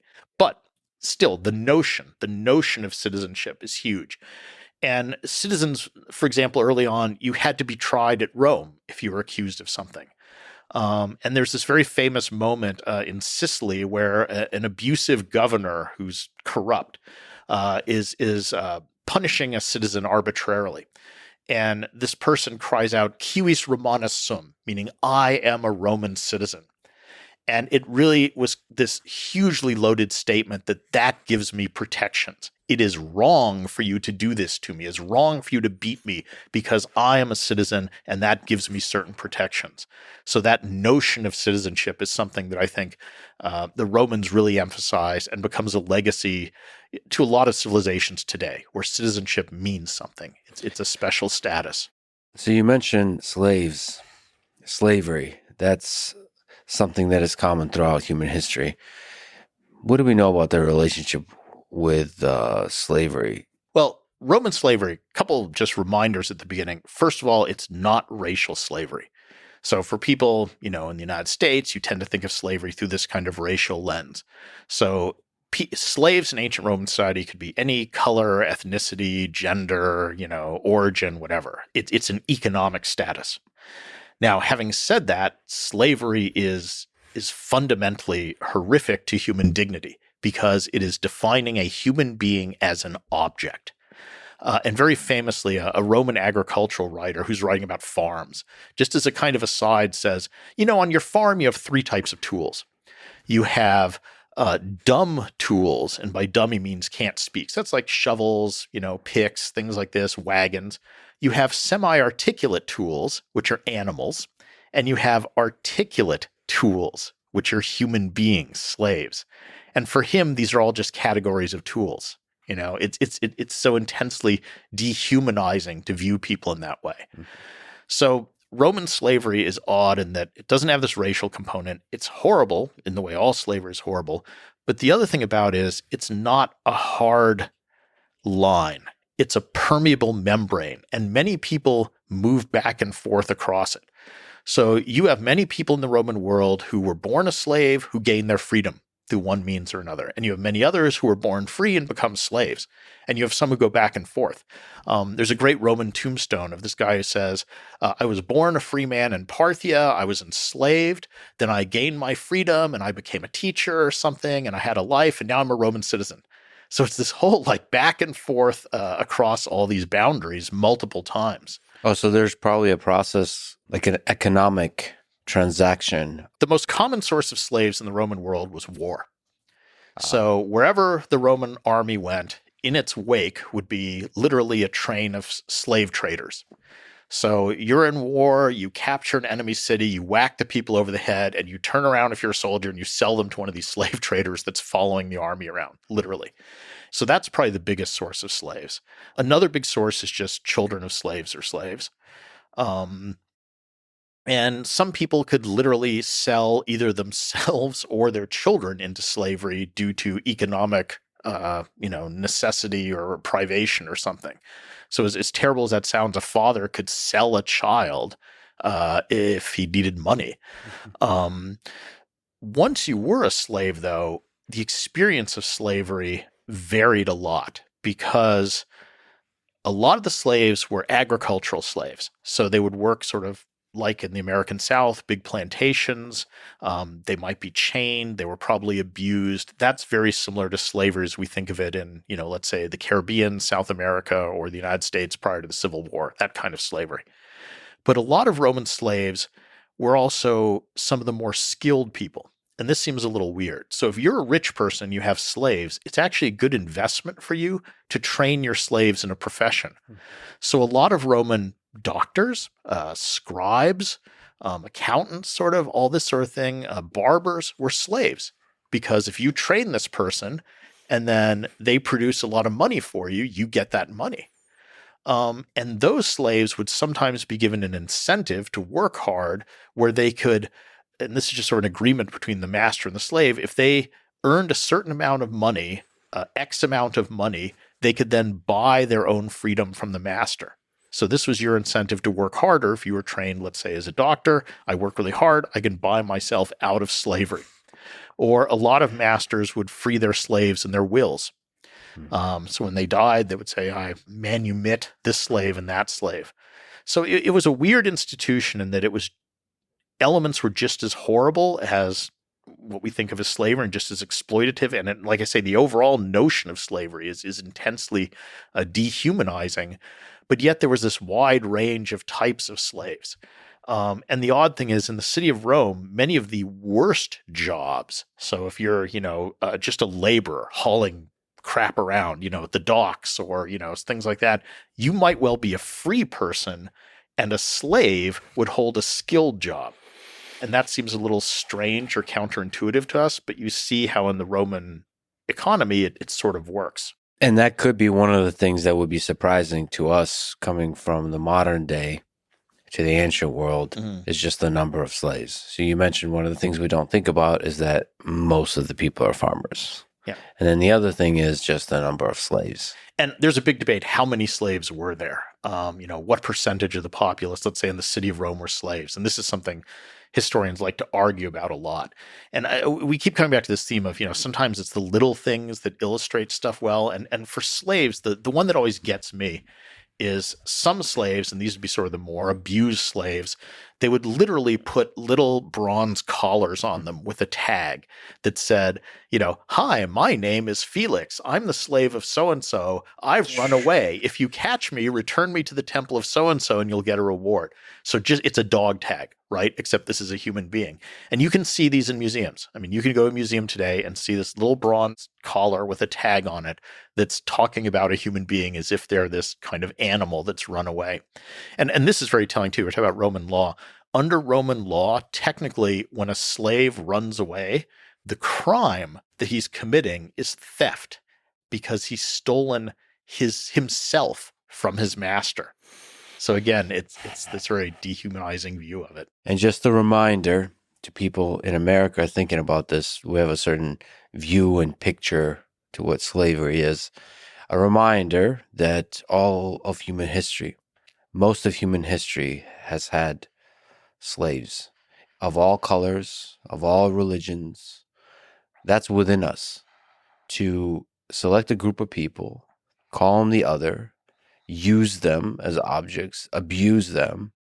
And I would say, as a person who believes the line between good and evil runs through the heart of every man, all of us, every person listening to this is capable of being owner of a slave if they're put in the position, of capable of hating the other, of forming the other, of othering other people. And we should be very careful not to look ourselves in the mirror and remind ourselves that we're human. It's easy to kind of think, okay, well, there's these slaves and slave owners through history, and I would have never been one of those. But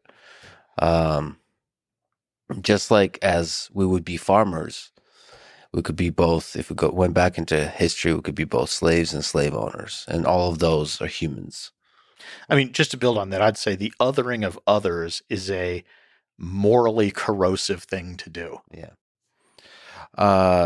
So this fascinating transition between the Republic to the Empire.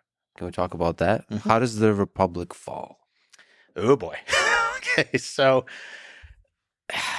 the Roman Republic, on the one hand, is incredibly successful, right? In a short period of time, it's expanded wildly. It's conquered the Mediterranean world. It's gained tons of wealth. The contradiction here is that Rome's very success has made almost every group within Roman society deeply unhappy and boiling with resentment. So this is the contradiction. Enormous success on the surface, you end up with this boiling pot of resentment and unhappiness. So let's break this down. Who's unhappy? Well, the people fighting Rome's wars, the common farmers who went off to fight. They joined the army, they went and fought, they've come back, they've seen Rome get wealthy, they've seen their generals get wealthy, they've conquered all these areas, all this money and stuff is flowing back to Rome, but when they're discharged from the army, they don't get that much. So they feel like, I spent the best years of my life fighting for my country, I deserve a reward, I haven't gotten it. So you have a lot of veterans who are now unemployed or underemployed. Many of them have sold their small family farms when they went off to join the army, and now they don't have them. So that group's unhappy, the veterans. You have the aristocrats, who on the surface, the ones who are doing well, they're the politicians and the generals. But as time goes on, the ones who get the plum appointments, who get the good generalships, starts coming from a smaller and smaller subset of the aristocrats. The Scipios and their friends start to dominate. So you end up where most of the aristocratic class is feeling, hey, I'm left out. I didn't get what I deserved. What about the half-citizens and the allies, the Italians, who have fought for Rome, who stayed loyal when Hannibal invaded? They didn't go over to his side. Well, they feel, rightfully, we stayed loyal to Rome, we fought for them, we deserve our reward, we should be full citizens. But the Romans are traditional, they're conservative, they don't like change, they don't give them that. What about all the slaves? Well, they've conquered all these foreigners, they've sold them, now many of them are working these plantations, big plantations owned by rich people that used to be little family farms. The slaves are obviously unhappy. So you end up with a society where it's incredibly successful by about 100 BC, but almost every group that composes it feels like, I haven't shared in the benefits of what's happened, or I've been exploited by it. So they all end up intensely unhappy. And the next 100-year period from 133 to 31 BC is called the Late Roman Republic, and it's a time of nearly constant internal strife, ultimately culminating in multiple rounds of civil war.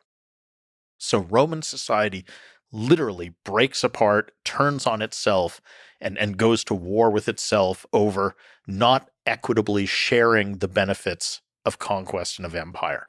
So it's a lesson about not sharing the benefits of something in a society, but concentrating it in one little group. And the other thing that happens is, among the aristocrats, they start to get more and more ambitious. So in the past, there was a lot of ideology of the state is more important than the person. If you were a little Roman kid, you would have been told these stories of Roman heroes, and they're all about self-sacrifice, putting the state before you, about modesty, about these sort of, values.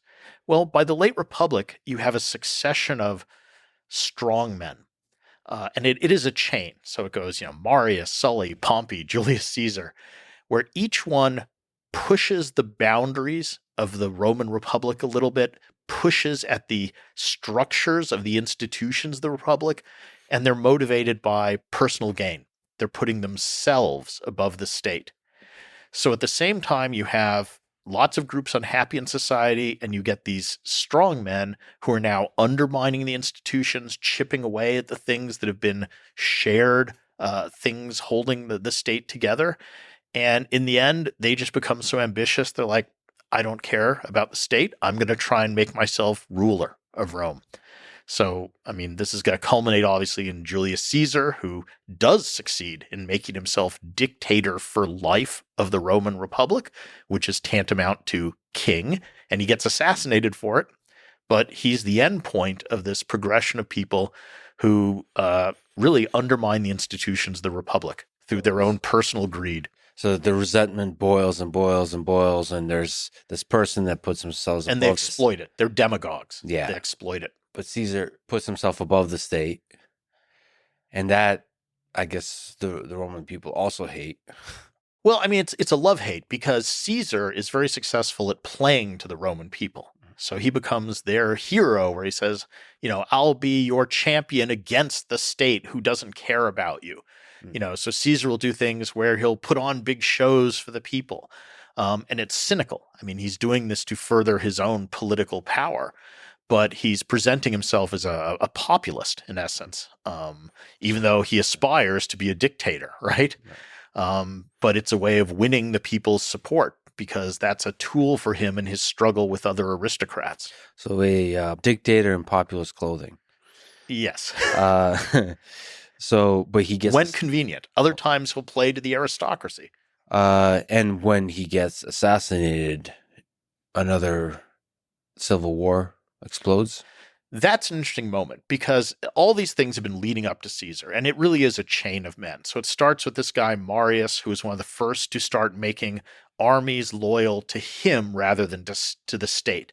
That's a step in the wrong direction, right? The army should be loyal to the state, not to an individual general. They shouldn't look for him to rewards. Marius kind of breaks that, makes a precedent.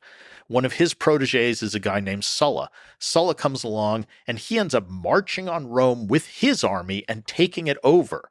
And he says, well, I'm just doing it for the good of the state. But that's another precedent. Now you've had someone attacking their own capital city, even if they say they're doing it for the right reasons. Then Pompey comes along, and Pompey just breaks all kinds of things. He starts holding offices when he's too young to do so. He raises personal armies from his own wealth. He disobeys commands. He manipulates commands. He does all kinds of stuff. But in the end, he sides with the Senate when sort of forced. And finally, Caesar comes along, and Caesar's just shamelessly, no, it's about me. I'm going to push it. And he is the one who wins a civil war against the state and Pompey, takes over Rome and says, now I'm going to be dictator. And dictator is a traditional office in the Roman state, but dictators were limited to no more than 6 months in power. And Caesar says, well, I'll be dictator for life, which of course is king. He gets killed for it. So Caesar succeeded in taking over the state as one man, but he couldn't solve the problem. How do you rule Rome as one person and not get killed for looking like a king? Mm-hmm. That's the dilemma, the riddle that Caesar leaves behind him. He did it. He seized power as one guy, but how do you stay alive? How do you come up with something that the people will accept? And Caesar did some other things which are bad. He was arrogant. He didn't even pretend that the Senate were his equals. He just kind of, railroaded them around. He didn't respect them. He named a month after himself, July, Julius. He did egotistical things. So that pissed people off. They didn't like it. And when Caesar dies, it's this interesting moment. The Republic's sort of dead by then. You're gonna have a hard time reviving it. You've broken too many precedents. But there's a power vacuum now. Caesar's gone. What's going to happen next? And you have a whole group of people who want to be the next Caesar. So the most obvious is Mark Antony, who is Caesar's right-hand man, his lieutenant. He's a very good general. He's very charismatic. Everybody kind of expects Mark Antony to just become the next Caesar. But there's also another of Caesar's lieutenants, a guy named Lepidus, sort of like Antony, but not quite as great as him. There's the Senate itself, which wants to reassert its power, kind of become the dominant force in Rome again. There's the assassins who killed Caesar. led by Brutus and another guy, Cassius. They now want to seize control. And finally, there's a really weird dark horse candidate to fill this power vacuum, and that's Julius Caesar's grand nephew, who at the time is a 17-year-old kid named Octavian. Who cares? He's nobody. Absolutely nobody. But when Caesar's will is opened after his death, so posthumously read, in his will, Caesar posthumously, and this is a little weird, posthumously adopts Octavian as his son. Now again, who cares? Antony gets the troops, Antony gets the money, the other people get everything. What does Octavian get? He gets to now rename himself Gaius Julius Caesar Octavianus. Who cares? Well, around the Mediterranean, there's about 12 legions full of hardened soldiers who are just kind of used to following a guy named Gaius Julius Caesar. And even though it's not quite logical, this 18-year-old, he's now 18-year-old kid, inherits an army overnight. So he becomes a player in this game for power. And the next 30, 40 years is going to be those groups all vying with one another. There's another candidate too, Pompey's son. Pompey was Caesar's great rival. He has a couple sons, and one of them, a guy named Sextus Pompey, basically becomes a warlord who seizes control of Sicily, one of the richest provinces, has a whole navy. He's vying to be one of these successors too. So for the next 40 years, it's, as you said, another civil war to see which guy emerges. Is it going to be the Senate? Is it going to be the assassins? Is it going to be Antony? Is it going to be Lepidus? Is it going to be Sextus Pompey? Is it going to be Octavian? So now looking back at all that history, it just feels like history turns on so many interesting accidents, because Octavian, later renamed Augustus, turned out to be actually, depends how you define good, but a good king/emperor, different than Caesar in terms of humility, at least being able to play, not to piss off everybody. Mm-hmm. But like, it could have been so many other people. It could that could have been the fall of Rome. So it's a fascinating little turn of history. Maybe Caesar saw something in this individual. It's not an accident that he was in the will. Yeah, Caesar clearly did see something in him. And Octavian, to cut to the end, is the one who emerges from all that as the victor. We can talk about how he does it, but he's the one who sort of ends up in the same position as Caesar. It takes him 30 years, but he defeats all the foes. He's the sole guy. He now faces Caesar's riddle. How do you rule Rome as one guy and not get killed? And Octavian's, what makes him stand out, and what makes him fascinating to me, is he wasn't a good general. In fact, he was a terrible general. He lost almost every battle he commanded. But what he is he's politically savvy, and he's very good at what today we would call manipulation of your public image and propaganda. Mm-hmm. So he basically defeats Mark Antony partially by waging a propaganda war against him. Antony starts out as a legitimate rival, and there are two Romans vying for power. At the end of this war, propaganda war, Octavian has managed to portray Antony as a foreign aggressor allied with an enemy king or queen, in this case Cleopatra, and who is an official enemy of the Roman state. And that's all propaganda. So he takes what's a civil war and makes it look like a war against a foreign enemy. And when Octavian becomes the sole ruler, he looks at what Caesar did wrong, and he very carefully avoids the same mistakes. So the first thing is just how he lives his life. He's very modest. He lives in an ordinary house like other aristocrats. He wears just a plain toga, nothing fancy. He's respectful to the Senate. He treats them with respect. He eats simple foods. He's someone who cared about the reality of power, not the external trappings. Clearly, there's some rulers who love, I want to dress in fancy clothes. I want to be surrounded by gold, everything. This is what makes me feel good. Octavian's the opposite. He doesn't care about any of that. He wants real power. And then the other thing is, how is he going to rule Rome without looking like a king? And his solution to this is brilliant. He basically pretends to resign from all his public offices. And not pretends, he does. So he holds no official office.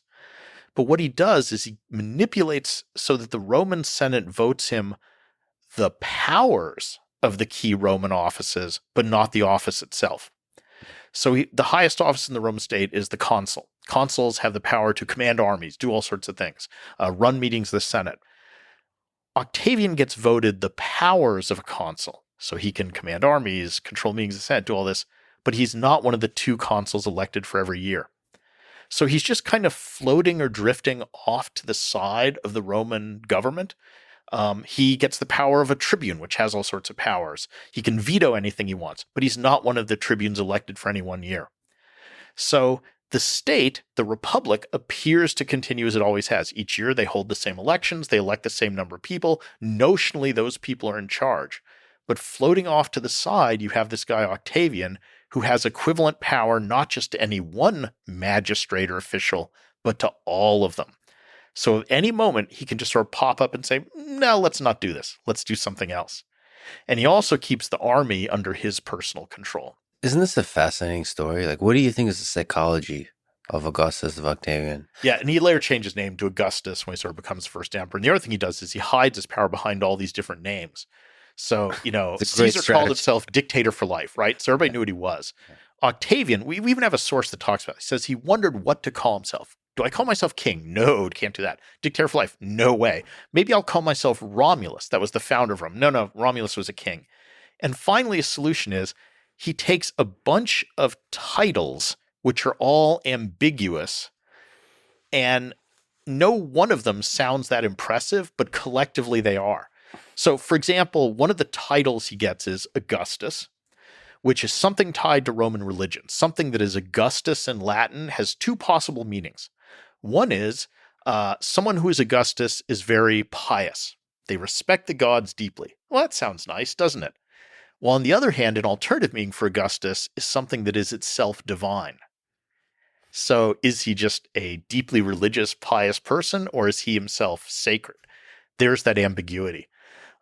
He calls himself princeps, which means first citizen. Okay, what the hell does that mean? Am I a citizen just like everybody else? Or am I the first citizen, which means I'm superior to all the others? So every title he takes has this weird ambiguity. He calls himself imperator, which is traditionally something that soldiers shout at a victorious general who's won a battle. And now he takes this as a permanent title. So it implies he's a good general. And by the way, it's from imperator that we get the word emperor, an empire. So originally it's a military title, a spontaneous military acclamation. It's just fascinating that he figured out a way through public image, through branding, to gain power, maintain power, and still pacify the boiling turmoil that led to the civil wars. Yeah. Well, 2 things I think work in his favor as well. One is he brings peace and stability. So by this point, the Romans have experienced 100 years almost of civil war and chaos. So at that point, your family, maybe you've had family members die in these wars or been proscribed, your property has been confiscated, who knows what. And here's a guy who brings peace and stability and doesn't seem oppressive or cruel or whatever. So you're like, okay, fine. I don't care. Maybe he's killed the Republic, but at least we're not dying in the streets anymore. So that's a big thing he does. And secondly, even though Augustus always seemed kind of sickly, his constitution, he lives forever. Mm-hmm. He rules for like 50 years. And by the time he dies, there's no one literally almost left alive who can remember the Republic. So at that point, by the time he dies, this is the only system we know. That's another just fascinating accident of history, because as we talked about with Alexander the Great, who knows if he lived for another 40 years? If over time the people that hate the new thing die off, and then their sons and come into power, that could be a very different story. Maybe we'll be talking about the Greek Empire. That's a fluke of fate, but it's hugely influential on history. You mentioned Cleopatra. If we go back to that, what role did she play? Another fascinating human being. Cleopatra is interesting. I mean, she was a direct descendant of one of Alexander the Great's generals, Ptolemy. When Alexander's empire had broken up, Ptolemy, this general, had seized control of Egypt, made it his kingdom. And she, 10 generations later, is a descendant of this Macedonian general. So Egypt had been ruled by, in essence, foreigners, these Macedonian dynasty of kings, and often they literally were ruled by this same dynasty because they had a habit of marrying brothers to sisters. And Cleopatra was, in fact, originally married to her younger brother. But despite that, she seems to have intensely identified with Egypt. In fact, she seems to have been the first one of all these Ptolemy kings who actually bothered to learn to speak Egyptian. So she seems to really have cared about Egypt as well. And she was clearly very smart, very clever. And so she's living at a time during the late Republic when Rome is having all these civil wars, and Egypt is really the last big independent kingdom left around the shores of the Mediterranean. Everything else has been conquered by Rome. So she is in this very precarious position where clearly she wants to maintain Egyptian independence, but Rome is this juggernaut that's rolling over everything. And she ends up meeting Julius Caesar when Caesar comes to Egypt chasing Pompey, his great rival. After he defeats Pompey, Pompey runs to Egypt thinking he'll find sanctuary there, and the Egyptians kill him and chop off his head. And when Caesar lands, they hand it to him and say, "Here, have a present." And she, of course, famously ends up having a love affair with Caesar. Was that a genuine love, or was she just sort of, using this as a way to try and keep Egypt independent, to give it some status? We don't know. After she does have several kids with Caesar. After Caesar's assassinated and the Roman world is having another civil war between Octavian and Mark Antony. Mark Antony is basing himself in the East. He meets Cleopatra, and he has a big love affair with her. And this one seems pretty genuine. Antony and Cleopatra, there's a lot of stories about them kind of partying together. They like to sort of cosplay and dress up as different gods. So Cleopatra would dress up as the goddess Isis, and Antony would dress up as the god Dionysus in a leopard skin, and they'd have these big parties and stuff. And they end up together fighting against Octavian. And in the end, they're defeated by Octavian. And Antony commits suicide. Cleopatra, there's differing accounts of her death. She may have also killed herself, or she may actually have been killed by Octavian to just get her out of the way. But she's an interesting figure because she was clearly a very smart woman who managed to keep Egypt alive as an independent state. She seemed to have actually cared about Egypt and identified with it, and succeeded at a time with all these famous people, in being a real kind of mover and shaker and a force in events. I mean, she's probably one of the most influential women in human history. She's certainly, again, she's someone that her image is incredibly important. Yes. And one of the interesting things, the whole question of gender in the Roman world, this gets into Roman sources, but of course it's a heavily male-dominated history. And men and women did not have equality in ancient Rome. It's a male-dominated society. It's misogynist in many ways. But what I'm constantly struck by is when you start, again, delving into the sources, you always hear, okay, there was this one woman who was a philosopher, and she's an exception to the rule. And yeah, okay, she's fine. And then you start looking into, and there's also 60 other female philosophers. Well, is that so much an exception anymore? Or, Cleopatra is the one queen. She's this strong queen. And then you look and, there was this other queen here. There was this queen here. There was this queen here who led armies. And here's another one who led armies. And again, it's like, are they exceptions to the rule? Or is just the history that was written, which is written by men, a little bit selective in how it portrays them? Because the sources are all these male elites who have very definite ideas about women. The conventional notion has always been that business in the Roman Empire was a male field. Well, but then there's this woman, Eumachia in Pompeii, who actually had the largest building in Pompeii right on the Forum named after her with a giant statue of her, and she was a patron to a bunch of the most important guilds in Pompeii. Okay, she's the exception to the rule. Oh, but then there's these other 4 women we have from Pompeii who also were patrons of guilds. And then there's this woman, Plancia Magna, in this other place, and she was the most important patron in the town and put up all these statues. So at some point, when do you start to say, well, maybe women did play more of a role, but they just haven't been recorded in the sources in the way that maybe they deserve to be? Yeah, that's a fascinating question. Is it the bias of society, or is it the bias of the historian? The bias of the society that the historian is writing about, or the bias of the actual historian? And the bias of the historians who have written history up to this point. Yeah. I was just writing a lecture which was about this woman, Musa, who is a crazy story. And she ties into Augustus, actually.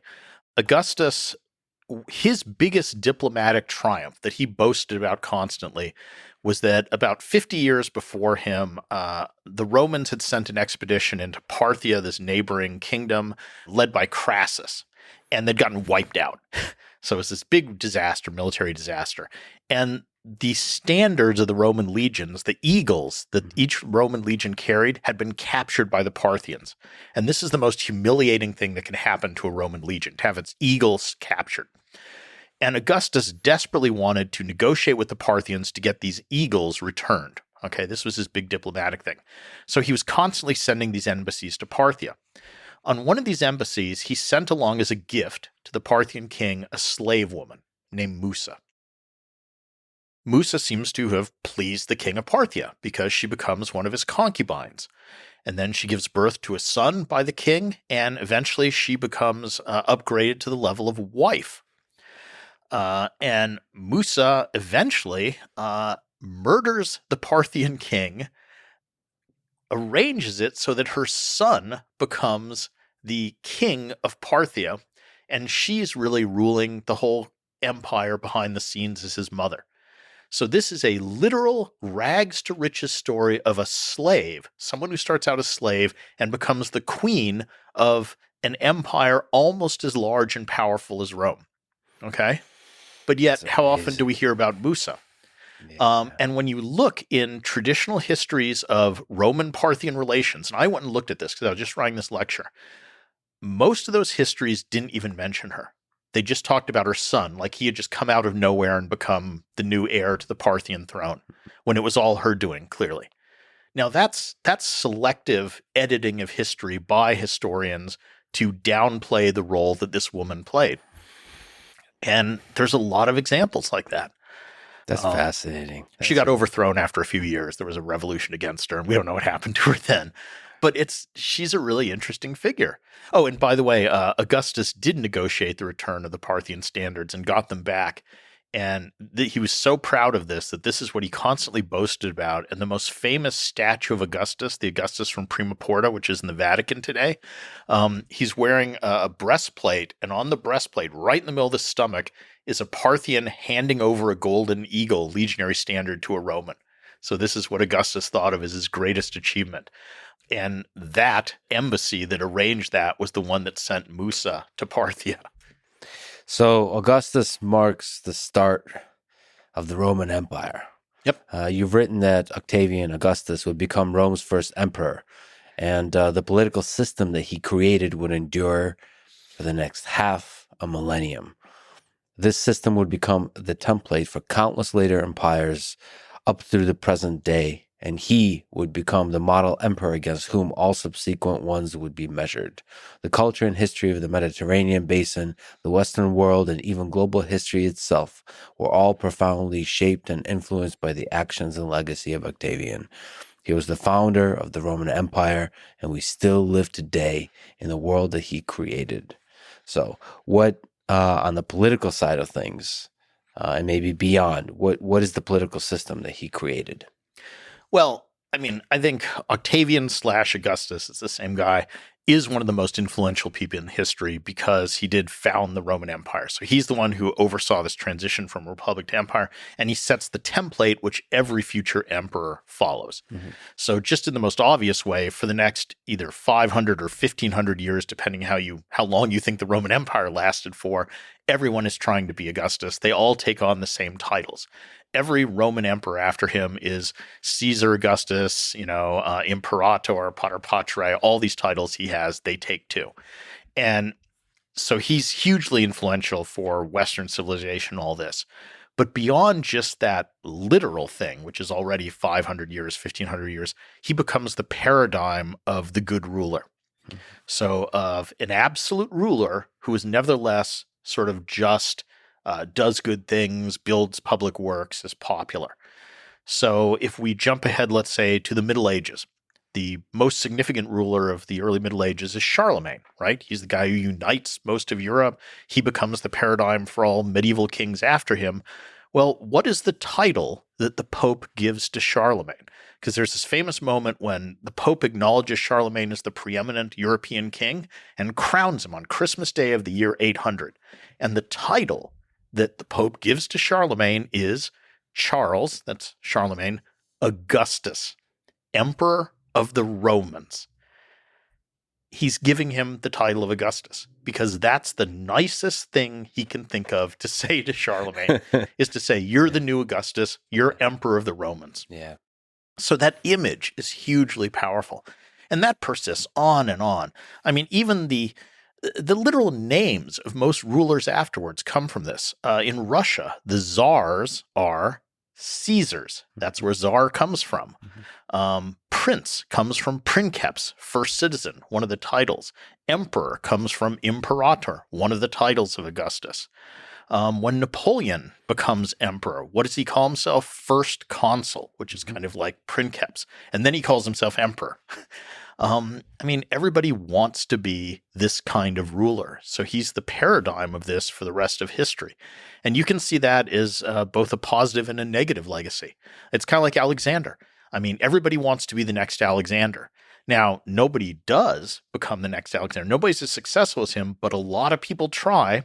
And you can see that either as, inspirational or awful, because lots of people killed lots of other people and started lots of wars trying to be the next Alexander. At least Augustus has this notion of good rulership, that you're not just a great, powerful person, but you're a good ruler somehow. Can you speak to the kind of political system he created? So how did he consolidate power, as you spoke to a bit already? And what role did the Senate now play? How were the laws? Who was the executive? How was power allocated, and so on? Yeah, so once the empire begins, let's say 27 BC, so in 31 BC, Octavian defeats Antony at the Battle of Actium. So that's kind of the moment he becomes the sole ruler. And then in 27 BC, a couple of years later, he settles the Roman Republic, is how it's referred to, which basically sets up his system. And in this system, on the surface, it all looks the same. You still have a Senate. Each year, there's elections. All the Roman citizens vote. They elect magistrates who notionally are in charge of Rome. But, as I mentioned, off to the side, you now have this figure of Augustus who sort of controls everything behind the scenes. And that continues.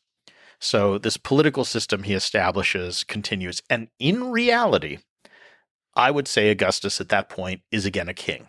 It really is one man controlling the state, even if notionally it's still continuing as a republic. They are electing magistrates, but the magistrates only do what the emperor tells them, right? But it's this sort of formal versus informal power. The formal structure is a republic. The way things really work informally is it's a monarchy. Now, if you asked Augustus, what did he do? Did you become a king? He said, and he says this explicitly, no. What I did is I refounded the Roman Republic. That's how he phrases it. Damn, this guy's good at framing. He's so good at propaganda. I'll give you one more example that I love. Augustus actually writes his own autobiography, which is very rare and survives. So here we have the autobiography of one of the pivotal figures in history. And if you had conquered the world, let's say, starting at the age of 18, what would you call your autobiography? It'd be something like, How I Conquered the World, right? Augustus calls his the Res Gestae, which the best sort of literal translation is stuff I did. I mean, it's the most modest title for someone who could have given the most grandiose title. And the first line of it is, at the age of 18, when the liberty of the republic was oppressed by a faction, I defended it. Now, the way I might phrase that sentence is, at the age of 18, I fought a civil war against another Roman and conquered the Roman state. But no, he defended the liberty of the republic when it was oppressed by the tyranny of a faction.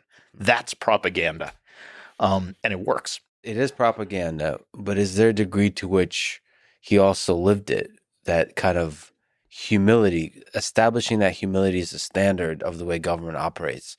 So it's not like a literal direct balance of power, but it's sort of a cultural balance of power where the emperor is not supposed to be a bully and a dictator. I would really like to know what Romans of his time thought. Like if you were alive at that moment, would you honestly believe, oh, okay, we've got this guy Augustus, but he's brought peace. He's just kind of keeping in charge for a while till things settle down. We've just had 100 years of civil war. I think we still have a republic. Or would you say, nah, we have a king now? And I don't know what the answer to that is. I will tell you that it takes 200 years before we have the first Roman source that bluntly calls Augustus a king. So 200 years. It takes the Romans 200 years to admit to themselves. And that's a guy who comes along 200 years later and says, hey, Augustus, he looks like a king. He acts like a king. Let's just call him a king, because he had every aspect of a king except the paltry title. Maybe I'm buying his propaganda, and maybe I'm a sucker for humility, but I suspect that the Romans bought it. And I also suspect he himself believed it.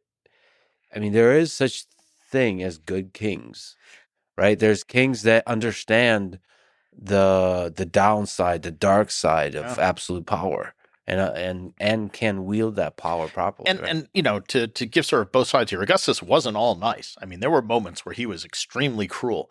So early in his career, when he's still fighting, when he's for power, he goes all in on prescriptions, which is where he and Antony and other people basically post lists of their enemies and say it's legal for anyone to kill these people. And so hundreds are massacred there, including Cicero, the great orator, is proscribed and killed. There's moments when he's really cruel. One slave once gets him angry and he has him tortured in a particularly sort of cruel manner. So, I mean, on the one hand, he had this clemency. On the other hand, he could be really hard-nosed and hard-edged. And I think he was a very calculating person. Yeah. So the thing I would love to know is what he was actually like behind the mask. Yes. I mean, that to me is one of those, you know, like, if you could invite a historical person to dinner or whatever, I want to know what the real Augustus was, what he really thought he was doing, because he's an enigma. And he has this great moment when he dies, right? What's his dying lines on his deathbed? He says, "If I've played my part well, dismiss me from the stage with applause." So he's seeing himself as an actor, that his whole life was acting this role, which is, again, all that manipulation and public image. He was brilliant at that. But who's the real guy?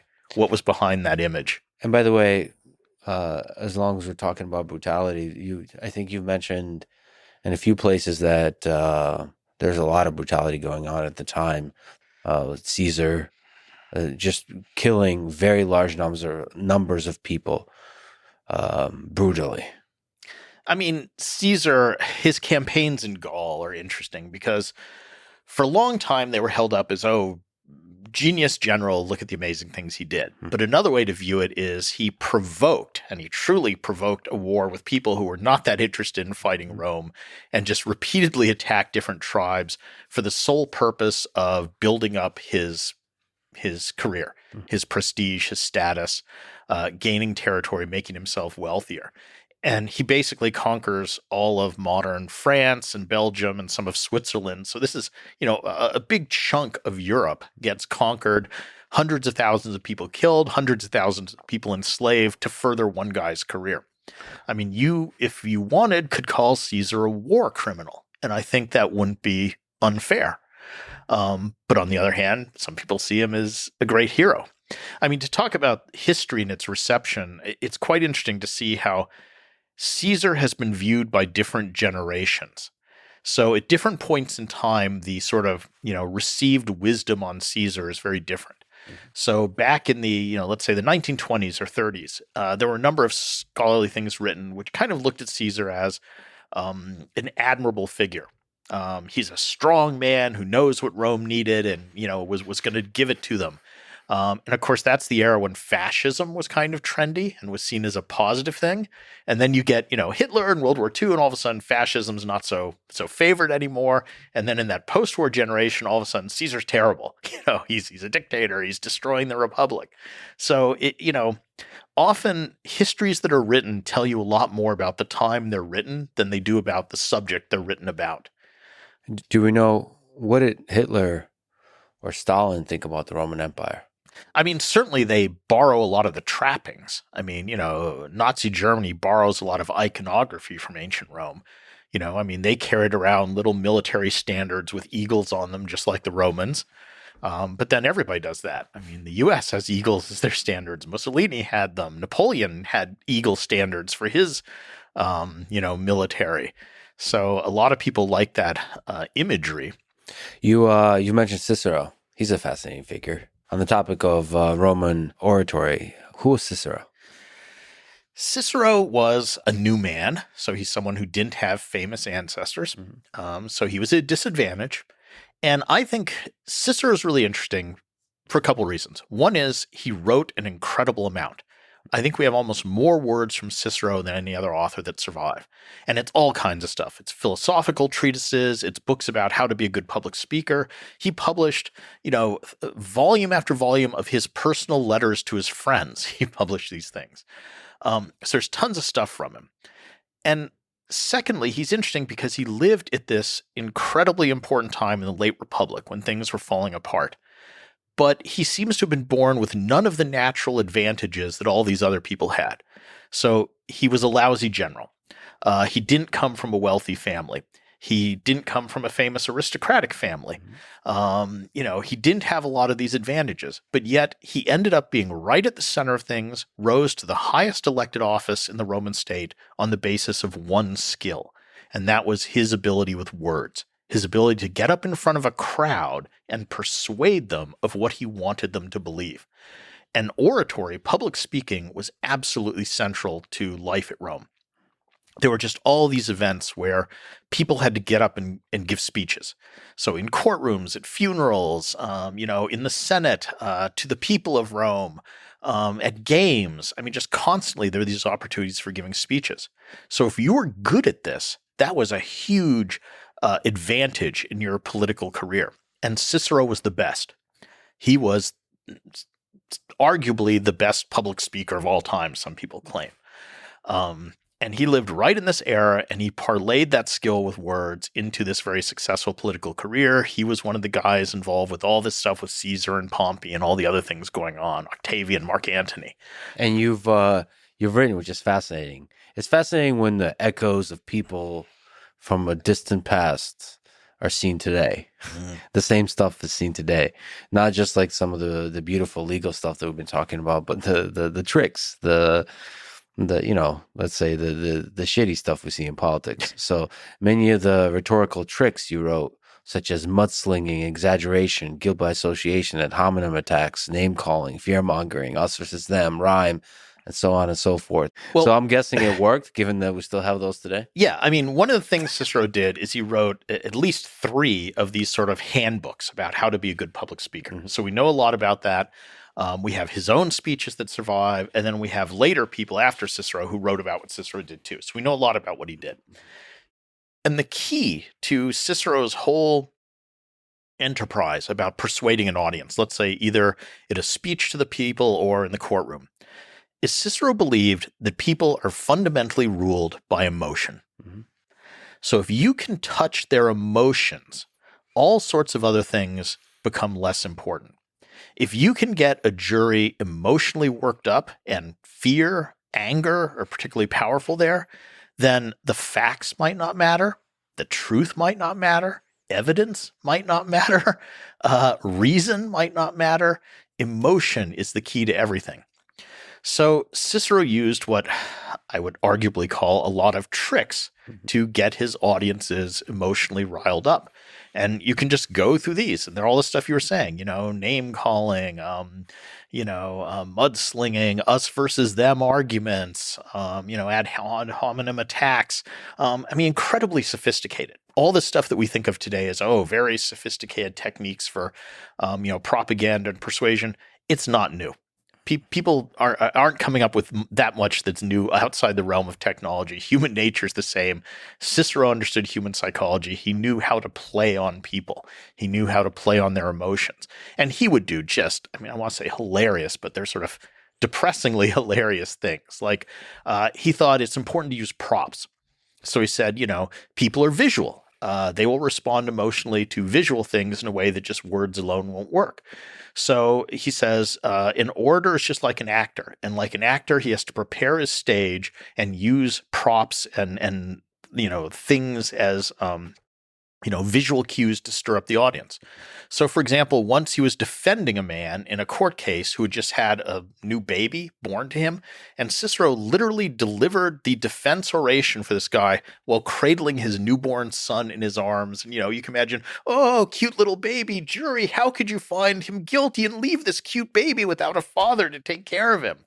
Another time, he was defending a guy who had a photogenic son, a kind of a young boy, and Cicero literally propped up the kid behind him while he was giving the speech, and again said, look at his eyes brimming with tears, thinking about his father, being punished. How could you leave this wonderful boy without, a father to care for him? Another time, someone didn't have photogenic kids, so he propped up his old parents in the courtroom and said, look at this nice old couple. You won't want to take their son away. That kind of stuff. I mean, it's manipulative. Cicero, by the way, I should say, also had philosophical beliefs about defending the Republic and such, but he wasn't above using these things. So even though he may have had altruistic or high notions of, what he was doing, he also wasn't above using these kind of rhetorical tricks. And also, you mentioned to me that you studied the gestures they used. So this is one of those on the theme of extremely interesting details of life. This was actually my dissertation, and it was my first book as well. That's amazing. Again, I tell you, I like practical stuff. And This all started with, I kept reading about people like Cicero giving speeches, in ancient Rome, lots of speeches. And they would give a speech in the forum with 10, 20,000 people. And the thought occurred to me, well, in ancient Rome, you don't have microphones. You don't have loudspeakers. So how does someone give a speech outdoors in a windy place, not acoustically sound to 20,000 people? They just can't hear you. And part of the answer, turns out, part of it's oratorical training. You learn how to project your voice. But some of it, too, is that the Romans actually had this system of gestures that orators like Cicero would use to accompany their speeches. And what I ended up doing is combining two types of evidence again. So I looked at the rhetorical handbooks like Cicero's, and also there's this guy Quintilian who lived about 100 years after Cicero, who wrote this long thing called the Institutio Oratoria, which has a description of all types of oratorical stuff, including about 40 pages on gestures. So he actually says, when you put your fingers like this, it means such and such. And it turns out Roman orators had a system of sign language that they would use to augment their speeches. But here's the fun part. It wasn't like modern American Sign Language, where a gesture means the same thing as a word. Mm-hmm. Instead, and this goes back to Cicero, a certain gesture would indicate a certain emotion that you were meant to feel when you heard the words. So it's like your body is adding an emotional gloss to your speech. You're saying words, and then you're indicating how you think those words should make you feel. And even more fun, the Romans believed that if I make certain hand gestures, you will almost involuntarily feel certain emotions. So if you're skilled, you can manipulate your audience by playing on their emotions. And this might sound, kind of weird or improbable, but the metaphor that Cicero himself uses is he says, think about music. Everybody knows that certain musical tones will make you feel a certain way. So, think of movies today. In a horror movie, they're going to play strident, tense music. In a romantic scene, you're going to have strings, and it'll make you feel a certain way. When you hear the Jaws theme, you feel tense, right? Cicero said the orator's body is like a lyre. A lyre is a musical instrument, and you have to learn to play on your own body as a musical instrument to affect the emotions of your audience. I think he might be onto something, especially given how central public speaking was in Roman culture. And a lot of the Roman oratorical gestures, like I could probably do some, and you could probably guess what emotion they're meant to be. So, for example, there's one where like you hold up your hands to the side and kind of push like this. Mm-hmm. So this is the gesture, and what that means is kind of mild aversion. I don't like something. Now, if I couple this with turning my face to the side, so pushing off to one side, turning my face away, it's a stronger version. That's like fear or something. If I clench my fist and press it to my chest, that's anger or grief. If I slap my thigh, again, that's an indication of anger. So a lot of these make sense. I mean, they're kind of natural gestures. Now, some are really weird and artificial.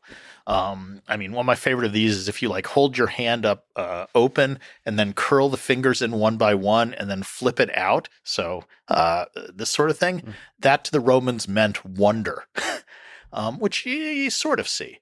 But again, if you've been raised in a societal context where you're used to the notion that this gesture means this emotion, when someone does it, you're probably going to feel that emotion. It's like memes today. If it becomes viral, you know what it's supposed to mean, percolates and through the has culture that effect. and has power. I mean, and it's actually interesting that we don't use gestures as much in modern day. Well, I mean, for me, I just love analyzing modern political figures in terms of their body language. Yes.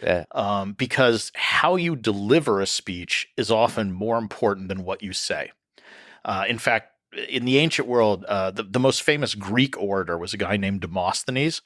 And once a guy came up to Demosthenes and said, Demosthenes, tell me, what are the three most important things in giving a speech? And Demosthenes said, well, they are delivery, delivery, and delivery. That even the most brilliant speech, if accompanied by a boring delivery, is going to be less effective than a terrible speech given in an engaging and exciting or funny way. Speaking of modern day and gestures, what do you think of Donald Trump, who has these very unique kind of gestures? I think there's, I don't know to the degree to it's true, but he kind of uses these handshakes when he pulls people in, that kind of stuff. What do you make of that?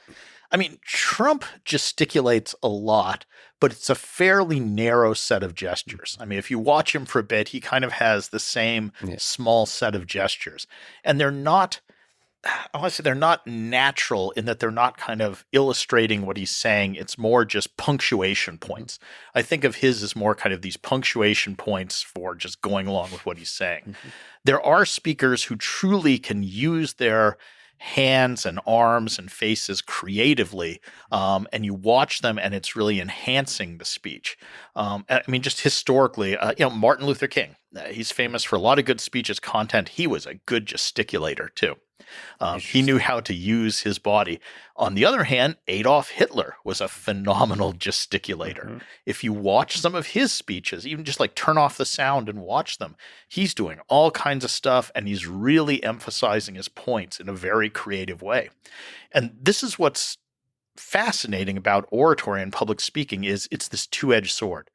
You can use these techniques for good, or you can absolutely use them for evil.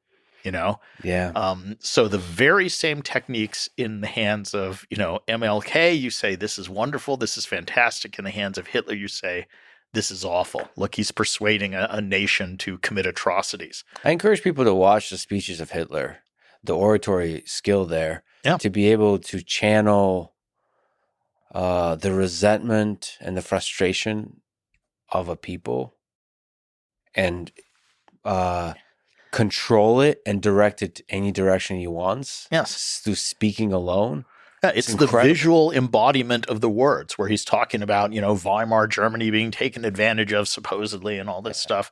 You're right. He's channeling the resentment of the people and using that to his personal advantage and for cynical, evil, really, purposes. But oratory is like that. It's the question I always end up asking my students is, after studying Cicero and all these techniques, I say, okay, this is great oratory, but do you like this? Is this good that this works on human beings? I remember Noam Chomsky once was asked, why do you speak in such a monotone way? And he said, well, I want the truth of my statement, the contents of my statements to speak, that I don't want you to get deluded by me because I'm such a charismatic and eloquent speaker. The more monotone I speak, the more you will listen to the content of the words. Right. I want you just focusing on the content and not being distracted. I'll tell you also with Cicero, one of the things that he and other people who write about Roman oratory do is to say, and you can do this stuff badly, in which case it backfires horribly. Mm-hmm. So you can have people who attempt to gesticulate. Again, modern politicians, you'll see this sometime where they feel like I'm supposed to be making hand gestures and they're terrible at it, and it undercuts it. And Cicero and Quintilian give some very amusing examples from ancient Rome. So like he says, there was this one guy who, when he spoke, looked like he was trying to swat away flies, because there were just these awkward gestures. Or another who looked like he was trying to balance in a boat, like in choppy seas. And my favorite is there was one orator who supposedly was prone to making, I guess, kind of languid, supple motions. And so they actually named a dance after this guy, and his name was Titius. And so Romans could do the Titius, which is this dance that was imitating this orator who had these, kind of comically bad gesticulation. So not enough gesticulation is a problem. Too much gesticulation is a problem. You have to hit the sweet spot. It has to seem natural. It has to seem varied. It has to conform to the meaning of the words, not distract from it. Yeah, natural to your, like authentic to who you are. Authentic. Which is when people try to copy the gestures of another person, it usually doesn't go well. Right. You have to kind of, you have to interpret, integrate into your own personality and so on. But gestures is a really fun. It's fascinating. So I enjoyed my dissertation a lot doing that, because what I was trying to do there was to literally reconstruct them. So to say, what were the actual gestures? And I did that by comparing the literary accounts of the handbooks with, again, Roman art, looking at statues of Romans and things, and just trying to say, okay, what were some of the gestures they actually used here? And in that way, the people from that time come to life in your mind and your work. It's fascinating. Well, again, it's this pragmatic thing. I want to know, okay, how does this work? Could we talk about the role of religion in the Roman Empire? What's the story there? I mean, religion's interesting because, in my mind, the rise to dominance in a lot of the world of monotheistic religions is one of the huge sort of turning points. Because it's just such a different mentality. I mean, it's very, very different where you say there's one God and it's my God versus, okay, I believe in this God, but there's an infinite number of legitimate gods. And nowadays, particularly in the West, we tend to view the monotheistic perspective as the norm. But for, more than half of human history, it was not. It was used to be the notion in a lot of Roman history up until about 300 AD. The idea was, well, there's just a ton of gods floating around, and maybe you worship that one, and I worship these two that I like, and the guy across the street worships the oak tree in his backyard, and it's all good. They're all legitimate things. Versus, oh no, now there is one God and only one God that's the correct answer. And as soon as you do that, religion becomes foregrounded in your decision-making much more. I mean, the Romans had religion, but it wasn't really driving anything, if you know what I mean. It was auxiliary to things rather than a central force. So for a lot of Roman history, you had a standard kind of, pagan polytheism where there's a bunch of gods. There's certain gods who are associated with the Roman state.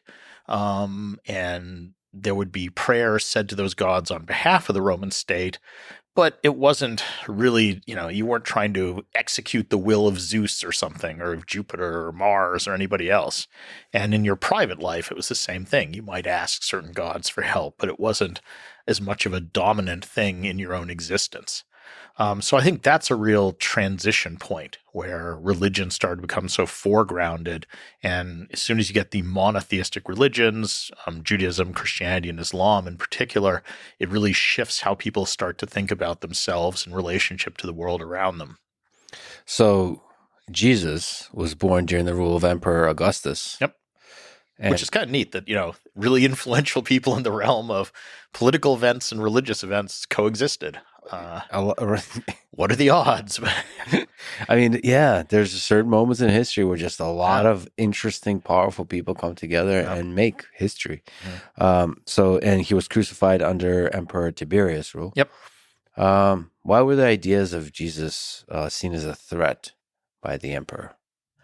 The thing that causes conflicts between the Romans and Christians is a little bit strange. It's all with this where the Romans had a tradition of, on the emperor's birthday, sort of saying a prayer, basically wishing him good luck. Okay. But technically it's in the form of sacrificing to that part of the emperor that might become divine after his death. So to the Romans, this is the equivalent of a patriotism act, saying, the Pledge of Allegiance or something to the country. But of course, to Christians, this is worshiping another god. And I think there's almost a failure of communication here, that the Romans just, at least initially, didn't quite understand this is really problematic for these people because they're coming from a polytheistic perspective where, yeah, everybody has different gods. So what? This isn't a religious problem. This is a political one. That why won't you send good wishes to the emperor? If you're a loyal Roman, this is something you should want to do. And many of the early Christians, I think, would have been fine with that, but it took the form of what they were asked to do was to basically worship another god. And that was the sticking point.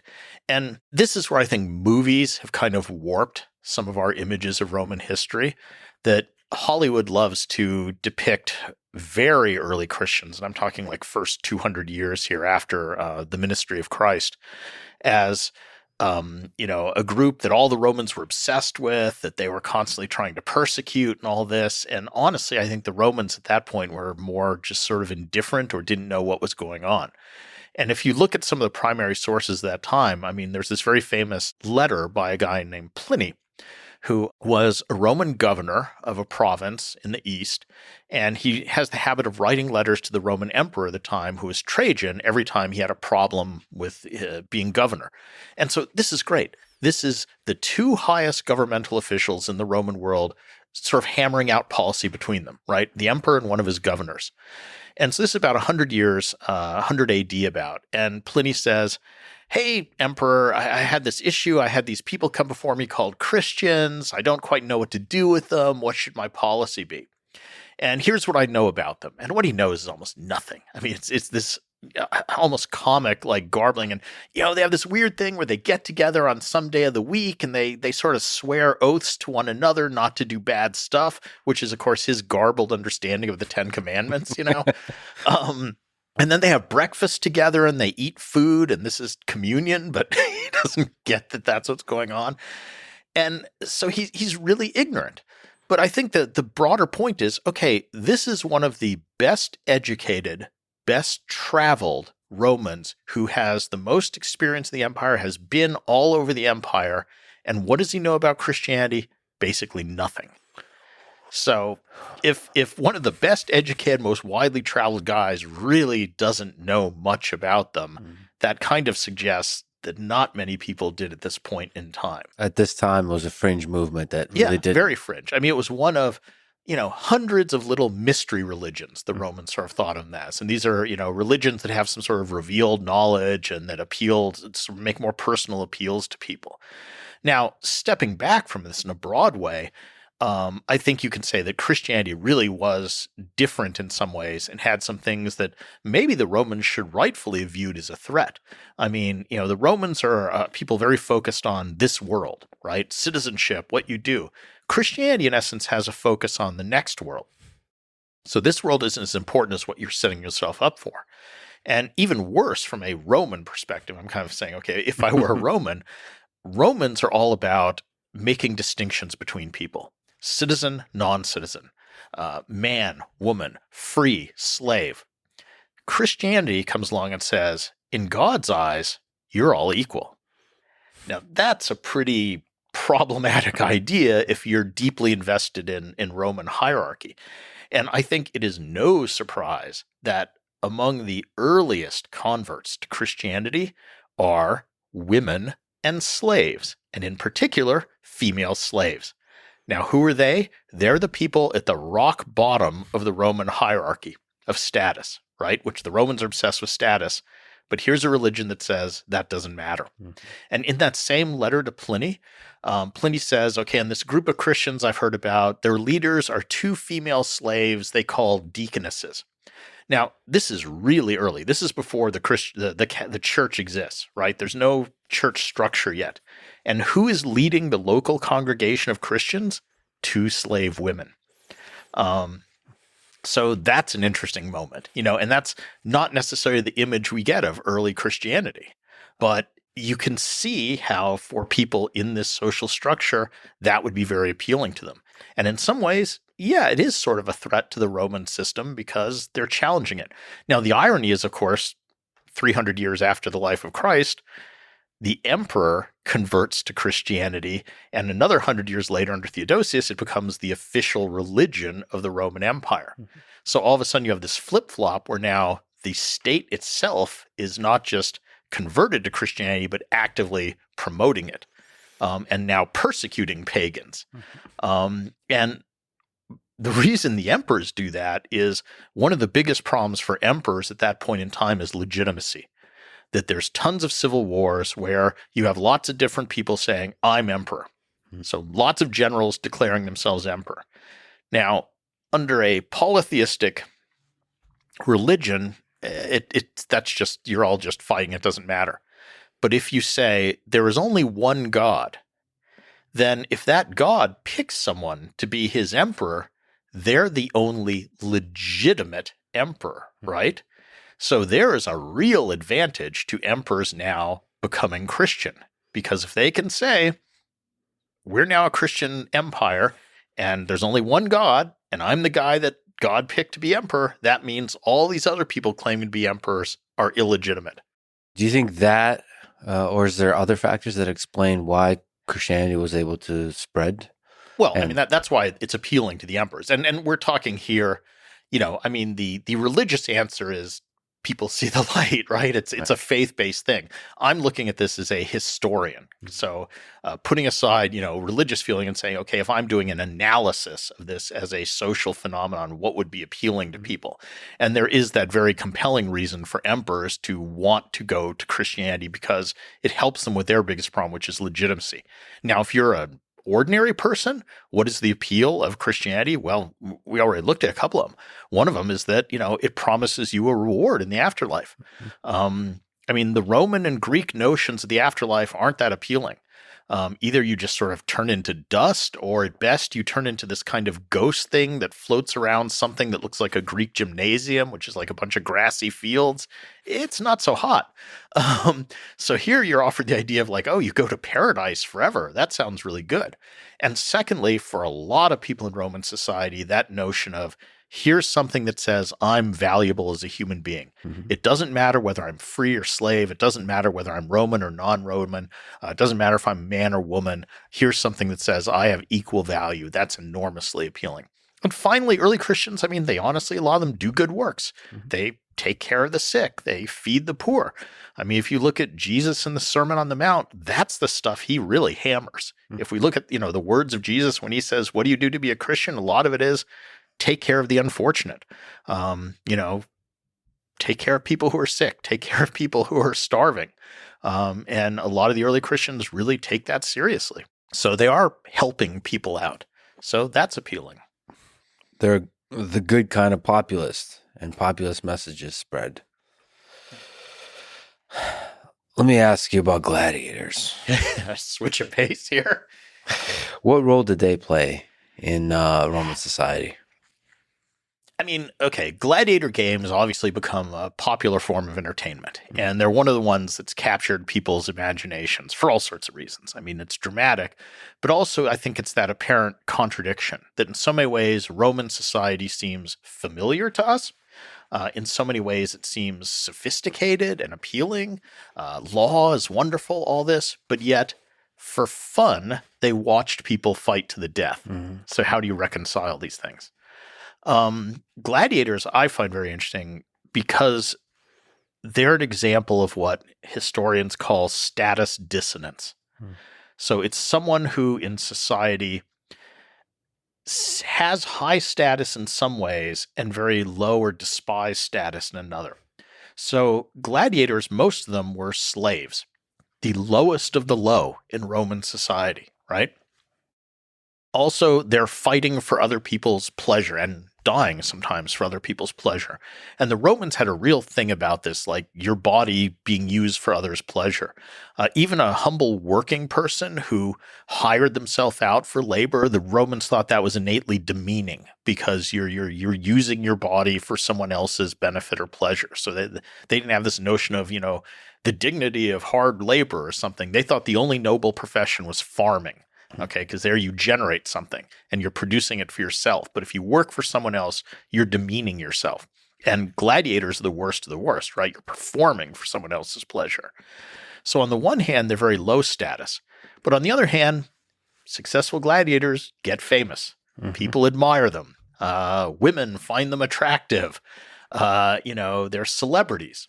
And so this is the status dissonance, right? You have these people who on the one hand formally are very low status in society, but yet are very popular on the other hand. Another kind of myth about gladiators is that they were just dying all the time. I mean, you watch, movies, and again, they'll always throw a bunch of gladiators and they all die. I think some scholar did a study of there's like 100 fights we know of where we know some details, and I think 10% of those ended in the death of one of the people. Mm-hmm. So gladiators are a lot more like boxing matches, where you're watching a display of skill between two people who are more or less evenly matched in terms of their abilities, and probably they'll survive, though there's a chance that one of them might get injured. In fact, one might die. Mm-hmm.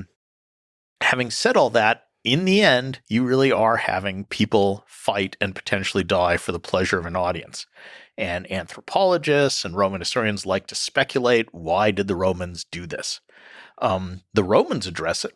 I mean, there's a famous thing where a Roman says, we Romans are a violent people, we're a warlike people, and so it's fitting that we should be accustomed to the sight of death and violence. Kind of works.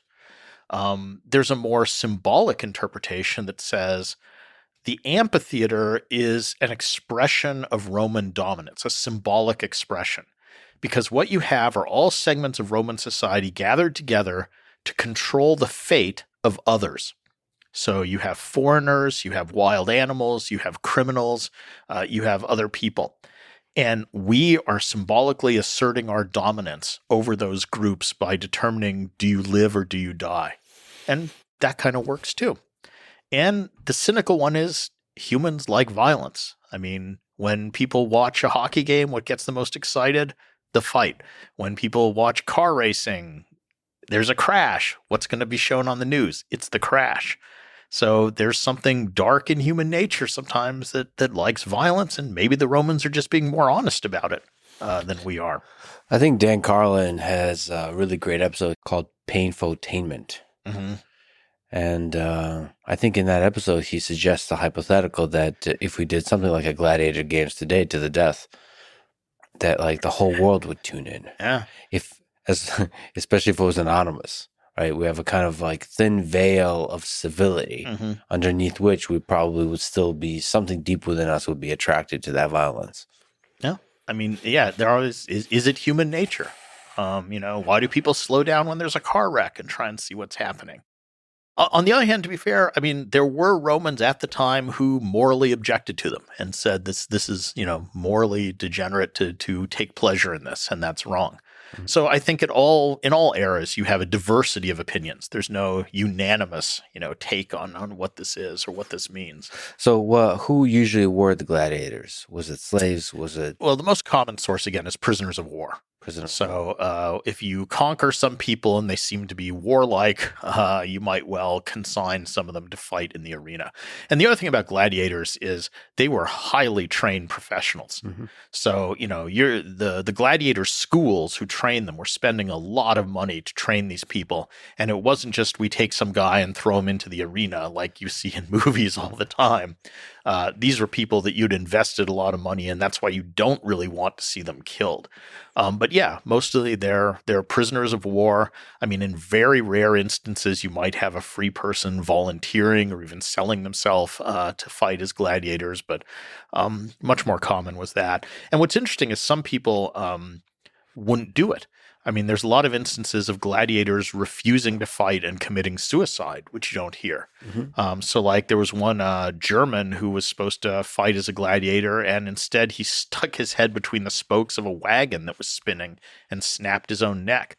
There were a group of 29 Germans who all sort of said, we're not going to fight for the Romans' pleasure, and they strangled one another the night before they were supposed to fight.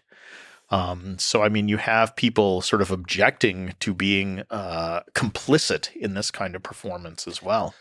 And they also had interest in animals. Yes. So humans fought animals, exotic animals. And animals fought animals. The Romans were a little weird with their animal thing. They loved exotic animals, but mostly they liked to see the exotic animals die.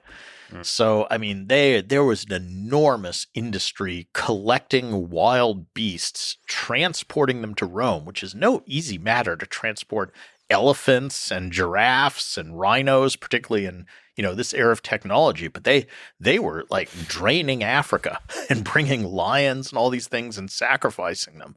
And what about the different venues? I mean, there's the legendary Colosseum. What is the importance of this place? Well, the Colosseum, its real name is the Flavian Amphitheater, is interesting because for a long time, Rome always had a chariot racing arena, the Circus Maximus, but it didn't have a permanent gladiatorial venue until relatively late, till about 80 AD, so during the reign of the Emperor Vespasian. And he built this thing. So he built the Flavian Amphitheater, who's from the Flavian family of emperors, and he did it as a deliberate act of propaganda. So before him had been Nero, who was sort of seen as a crazy or bad emperor. And one of Nero's indulgences is he had built this enormous palace for himself called the Golden House. So it was kind of this pleasure palace with 50 dining rooms and all this stuff. And it was basically wasting a ton of money on him, right? So right on the site where Nero had his Golden House, Vespasian says, I'm going to erect a new building on top of it that's going to be for the pleasure of the people. So it was very much a political statement that my dynasty is going to be about serving Romans, not serving ourselves. And so that's why he builds the Flavian Amphitheater. And the funds he uses from it is basically from looting Jerusalem, because the other thing he had done just before this is he had sacked Jerusalem and destroyed the temple there, in fact, he and his son Titus. And so this is what he now builds in Rome as his gift to the people of Rome. But it's interesting to think about that place, to think about their relationship with violence across centuries for spectacle, watching people fight. And like you said, only like 10% of the time it led to the death. But I read that still a lot of people died. A lot of gladiators were killed. Oh, yeah. There's numbers are just crazy. I mean, I read 400,000 dead. So this includes gladiators, slaves, convicts, prisoners, and so on. That's a lot of people. The Flavian Amphitheater is really interesting, too, just as a piece of technology and as influence on later world. I mean, almost every sporting arena today owes something to the Flavian Amphitheater, the Colosseum, in terms of construction. And it was amazingly sophisticated building. I mean, it had, retractable awnings and elevators and ramps that things could just pop up into the arena from below. And, it had very well-designed passages where everybody could file in and file out very efficiently, and they were all numbered. So, I mean, it's one of, I think, the most influential buildings in history, just because of the way that, all these buildings we go to today, they're all kind of variants on it and using some of the ideas from it. And the Romans took their construction seriously. Oh, yeah, they were good at that. So they were excellent engineers. And the Romans were excellent engineers, especially when it came to what you might think of as humble stuff. I mean, today we tend to think of, a Roman building as shining white marble, right? Well, the core of that building was probably concrete, and the marble is just a superficial facade. And if you think about the Colosseum in Rome today, all the marble has been stripped off that building, and what you see is the concrete core, the structural core that's left. And the Romans, I mean, they didn't invent concrete, but they just used it more creatively than anyone had before. And if you look at buildings like the Greeks built, they're all rectilinear. They're all rectangles or squares, and they always have a lot of columns because you need to hold the roof up. The Romans, because of their use of concrete, could build wooden frames They could have curves, they could have domes, they could have all kinds of stuff. And it just explodes the architectural possibilities. They also made a lot of use of the vault. So if you cut rocks and arrange them so they form a curve, you can have big vaulted spaces. And they were just brilliant with their mix of things. I mean, the Pantheon is the best preserved Roman building, and it's another brilliant building, incredibly influential. I mean, every Capitol building in the world or museum is an imitation of the Pantheon. You know, the Capitol in Washington, D.C., the Capitol in Madison, where I'm from, Wisconsin, Austin, where we are now. They're all Pantheons. You know, it's a big dome with a triangular pediment and some columns on the front. So it's just an amazingly influential building, but it's brilliant because the way it's constructed is, you know, the concrete at the bottom of the dome is both thicker and has a denser formulation. So it's heavier where it needs to bear the weight. And then as you get further up the dome, it gets narrower and narrower, and they mix in different types of rock. So at the top, you're using pumice, that very light volcanic stone. So where you want it to be light, it's light. And it's here 2,000 years later. I mean, look around you. How many buildings that we're building now do you think are going to be here in 2,000 years? I suspect not many. And it's not only that they lasted, but they were beautiful, or at least in our current conception of beauty. Yeah. I mean, you know, Vitruvius, you know, his principles are things should be functional and they should be aesthetically pleasing. So that's a winning combination, I think. Yeah, they pulled that off pretty well. If we could talk about the long line of emperors that made up the Roman Empire, how were they selected? Oh boy, this is we've been talking about Augustus's great achievements and how clever he was with propaganda and all. This is his great failure. Yeah. So his great failure is that he did not solve was the problem of succession. How do you ensure that the next person who follows you is not just the best person, but is qualified? And he fails to do it. So the principle he settles on is heredity. So the nearest blood relative. Mm-hmm. And he goes through all these people, all these young kids in his family die. He keeps trying to make the heir.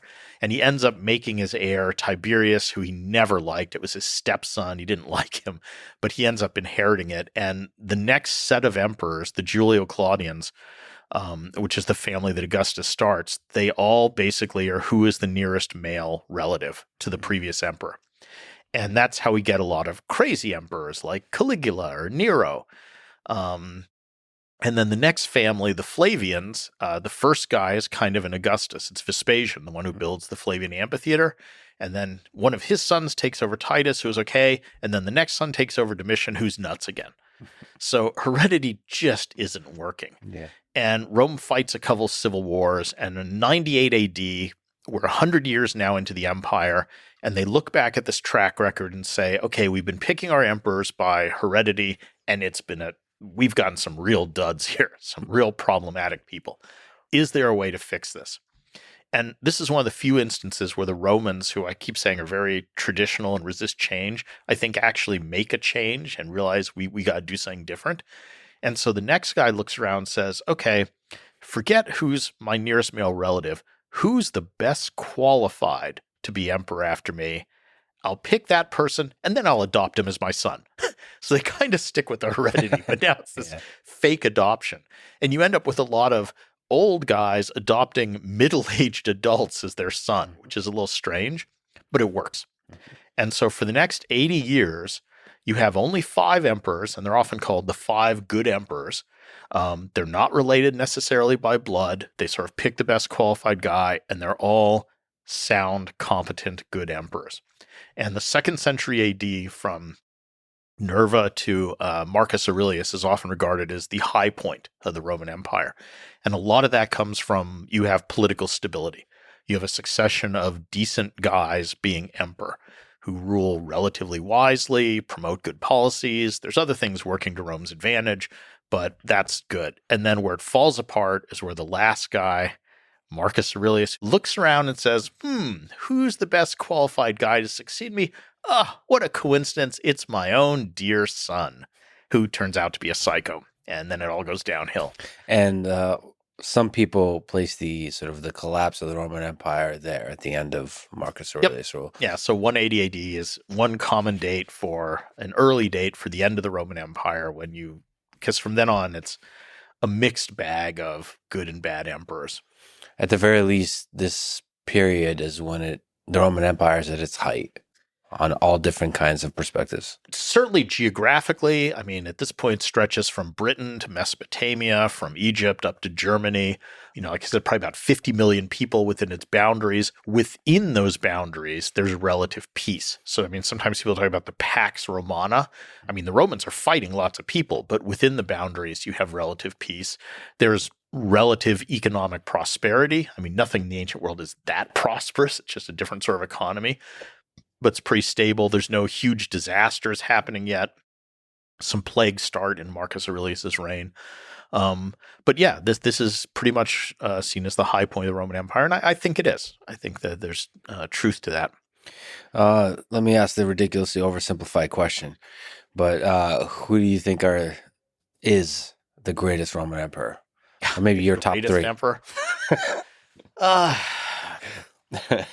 I tell you what, I'll tell you my favorite Roman who wasn't an emperor, and that's Marcus Agrippa, who was Augustus's right-hand man. So Agrippa's this interesting guy who is extremely talented. He's a terrific general. He's a terrific admiral. He's a great builder. He, is kind of like the troubleshooter for Augustus. He's the guy who wins the Battle of Actium for Augustus. So literally, Augustus would not have become the first emperor without Agrippa. When Augustus rebuilds the city of Rome, it's Agrippa that he gives the job to. Agrippa rebuilds the Campus Martius. He builds the first version of the Pantheon. He personally goes through the sewers to clean them out. And he just has this great set of qualities that he's very self-effacing. I think he likes power. He wants real power, but he realizes I don't have that kind of clever politician's ability to be the front guy. So I'll just serve my friend Augustus loyally. They were childhood friends. I'll win the battles for Augustus and I'll let him take all the credit, but I'll be his number two guy. And that's what I'm good at. And he realizes his limitations. I mean, so many people don't. So many people are like, oh, I just want to keep, grabbing for more and more and more when it's not something they're good at. And I think Agrippa says, I'm good to this point and I'll play that role and no more. And that'll give me a lot of power, but I'm not going to press it. And he's just very hardworking. He's modest. He's self-effacing. He's highly competent. I wonder how many people in history there are that are like the drivers, the COO of the whole operation that we don't really think about or don't talk about enough, to where sort of they're really the mastermind. Or the ones who make something possible. I mean, even in this conversation today, you would not have Alexander the Great without his father, Philip II, having built that army and handed it to him on a silver platter. Octavian would never have become emperor without Agrippa. So they play central roles sometimes. But if I had to pick an emperor, I'd probably pick Augustus just because of his influence. And because I admire his the thing Agrippa didn't have, his political savvy, his manipulation of image and propaganda, all that I find very fascinating. Though I'm not sure he's a great human being, but he's a really interesting figure. Whether he's good or bad, he was extremely influential on defining just the entirety of human history that followed. Yeah. Probably one of the most influential humans ever. Mm-hmm. Nevertheless, if you ask in public who the most famous Roman emperor is, would that be Marcus Aurelius potentially? I don't know. But he's up question. There, right? He's real famous because he was a Stoic philosopher and he wrote this book, The Meditations. I mean, it's just interesting. Stoicism had, as a philosophical ideology, had a role to play during that time. I mean, there's the tragic fact that did Nero murder Seneca? Yes. Well, he drove him to suicide, let's say. There's a lot of interesting questions there. But one is like the role, especially when it's hereditary, the role of the mentor, who advises who with Aristotle and Alexander the Great, like that dance of who influences and guides the person as they become and gain power is really interesting. Well, I mean, one of the big questions with the Roman emperors, and we've been talking about some of them, is why did so many seem to be either crazy or just kind of sadists? And that's, I don't know that there's a good answer to that. I mean, people have theories, Caligula got a brain fever and changed after that or something. But I think there's a lot of maybe truth in the notion that the ones who seem to go craziest quite often are the ones who become emperor at a young age. Mhm. And there is something about that old cliche that absolute power corrupts absolutely, especially if your own personality isn't really fully formed yet. You know what I'm saying? I mean, I think take anybody when they're a teenager. If you all of a sudden said, you have unlimited power, what would that do to you? How would that warp your personality? I mean, look at all what do they always have to say, like the Disney stars who sort of go wrong or something because they get rich and famous at this very young age. Yeah, fame, power, and even money. If you get way too much of it at a young age, I think we're egotistical, narcissistic, all that kind of stuff as babies.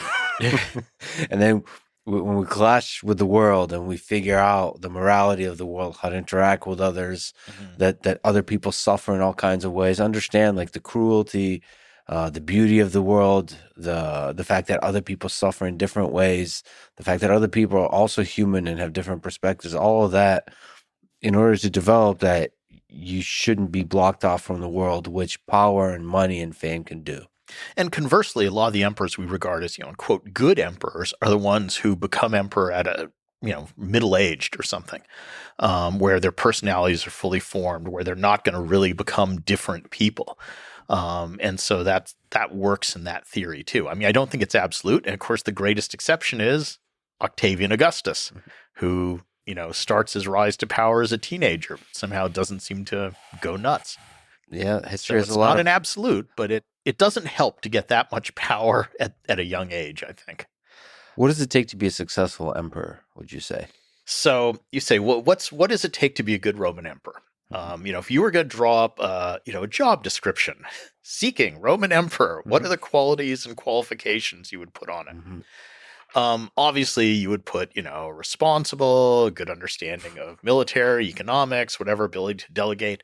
But just to be fun, let's consider how much does it matter whether the emperor is good or bad? Because in the ancient world, what does it affect, really, if you're, say, a peasant in Spain, if the emperor is crazy Nero or good Vespasian? I mean, how does that affect your day-to-day life? How does it affect you if you're a peasant in Italy, which is the average inhabitant? I mean, the crazy emperors mostly affect the people within the sound of their voice. So yeah, they go crazy. They murder senators. They murder their members of their own family. They do wacky stuff. But a lot of that is constrained to the immediate surroundings around them. And meanwhile, the mechanism of the Roman Empire is just grinding along as it would anyway. I mean, the governors are running their provinces. Stuff's happening. I guess an emperor can start a war. He can maybe raise taxes. But that would be the ways that he's affecting the whole empire. And here we get into technology does matter. We're dealing with a world where, let's say you're in Rome and you're the emperor and you want to send a message to a province far away, let's say Judea. That message might take 1 or 2 months to get there and 1 or 2 months to get a reply. So how much influence as emperor are you really having over that province? I mean, those people pretty much have to make their own decisions and then kind of just say to you, this is what we did. I hope that's okay. Because otherwise nothing gets done if they're waiting 4 months for a decision. Even in the realm of ideas, they can't get on TV and on the radio. Yeah, and communication and broadcast is so slow and so uncertain in ways that today, with the ability to instantaneously talk to people across the world, we can't even imagine. And the Roman Empire is huge. I mean, it is months to send a message and get an answer. So here you have the emperor in Rome. Yeah, he affects who's around him. And he can affect even common people. I mean, there's crazy emperors who are at the games and they're bored and they say, well, take that whole section of the crowd and throw him to the lions or something. There you're being affected by the emperor. But if you're outside the range of his sight and voice, do you care who the emperor is? So the big one, most of the time. That's a really important idea to sort of to remember. Same with U.S. president, frankly, in terms of the grand art of history, like what is the actual impact? But I would say the big one is probably starting wars. Yeah. Major global wars, or ending them in both directions. And then taxation too, as you Yep. said. What was the taxation? What was the economic system? What was the role of taxation in Roman The Empire? Romans are really weird with this. So in the Republic, once they started to acquire overseas provinces, right? They had to decide, well, what are we going to do with these provinces? And they, in the end, settled on this notion of we'll put a Roman governor in charge, we'll collect some sort of taxes. But they often didn't collect the taxes directly. Instead, they would sell contracts to private businesses to collect taxes. So the private businesses would bid and say, all right, if you give us the contract to collect taxes in Sicily, we'll give you X number of money up front, and then we go out and try to collect enough to make back that money and make ourselves a profit. And this is a terrible system because obviously they're going to go and try and squeeze as much as they can out of Sicily. And these companies were called publicans, publicani. And in the Bible, there's a phrase, publicans and sinners, and that should give you an idea how they're viewed. So everybody hated these tax collectors, and it was a really kind of dumb system because, you know, the publicans were going out and squeezing way more than they should in an unhealthy way from the provinces. And the Roman state was doing this kind of weird thing that they should have been doing themselves. And over time, that shifts a bit and it becomes more like your standard taxation. And a lot of the taxation ends up being in kind, too. So it's like, okay, we're taxing you. You pay it in wheat if you're a farmer or something, not necessarily in cash. So it was, in many ways, the Roman economy is underdeveloped. They didn't have a lot of the sophisticated systems that we have today, and it probably held them back in some ways. And again, they have that resistance to change. The Romans also had weird notions about just business and profit making, that at least originally there was this notion that's shameful. Again, the only thing that's a worthwhile profession is farming.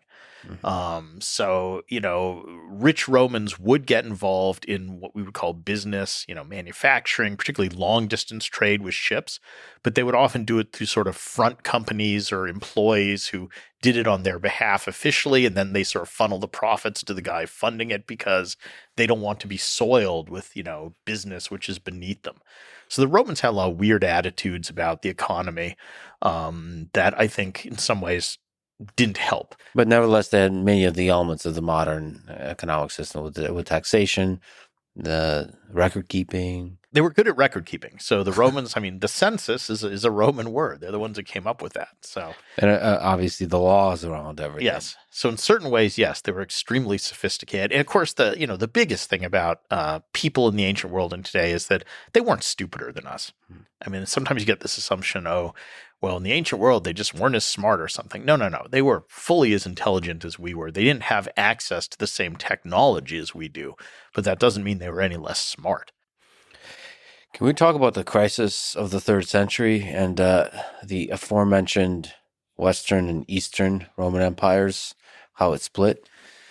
Yeah, so, I mean, after Rome starts to go downhill, as you enter the 3rd century, so the 200s, so we're moving out of the Golden Era now.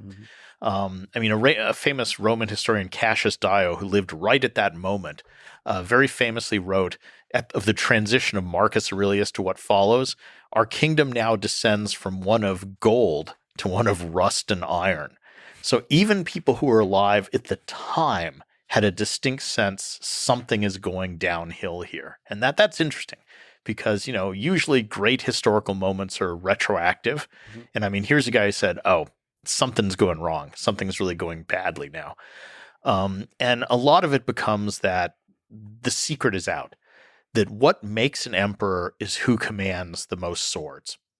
And so you start to get rebellions by various Roman generals, each declaring himself emperor. So you'd always had this to a certain degree, but they had kept it in check during the 2nd century AD.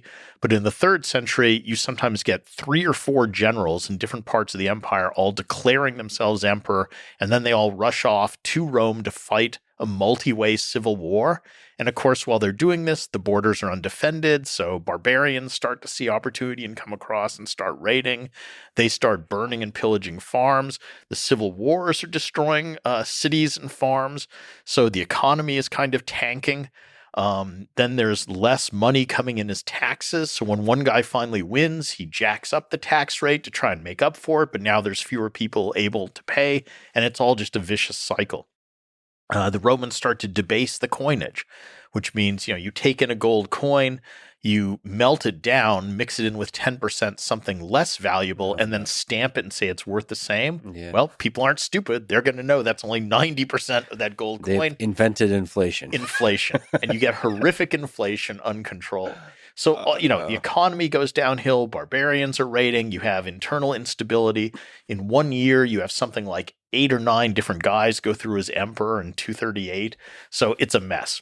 And it looks like the Roman Empire is going to fall in around the mid-3rd century. So this is the crisis. And then the kind of shocking development is late in that 3rd century, they actually stabilize the empire. So you have a series of these kind of army emperors who are just good generals who managed to push the barbarians out, reestablish the borders. It's actually a whole group of them, but often they get clumped under the most successful, the last guy, who's Diocletian, who comes in. And he tries to stabilize the economy. One of the things he does is he issues a new solid gold coin that he guarantees is solid gold, and he calls it a solidus, a solid coin. He famously issues a price edict where he says this is the maximum it's legal to charge for any good or service. So it's an attempt to curb inflation. And that's not going to work, but it helps. Kind of amusingly, on Diocletian's price edict, can you guess what the most expensive sort of item is? Hiring a lawyer.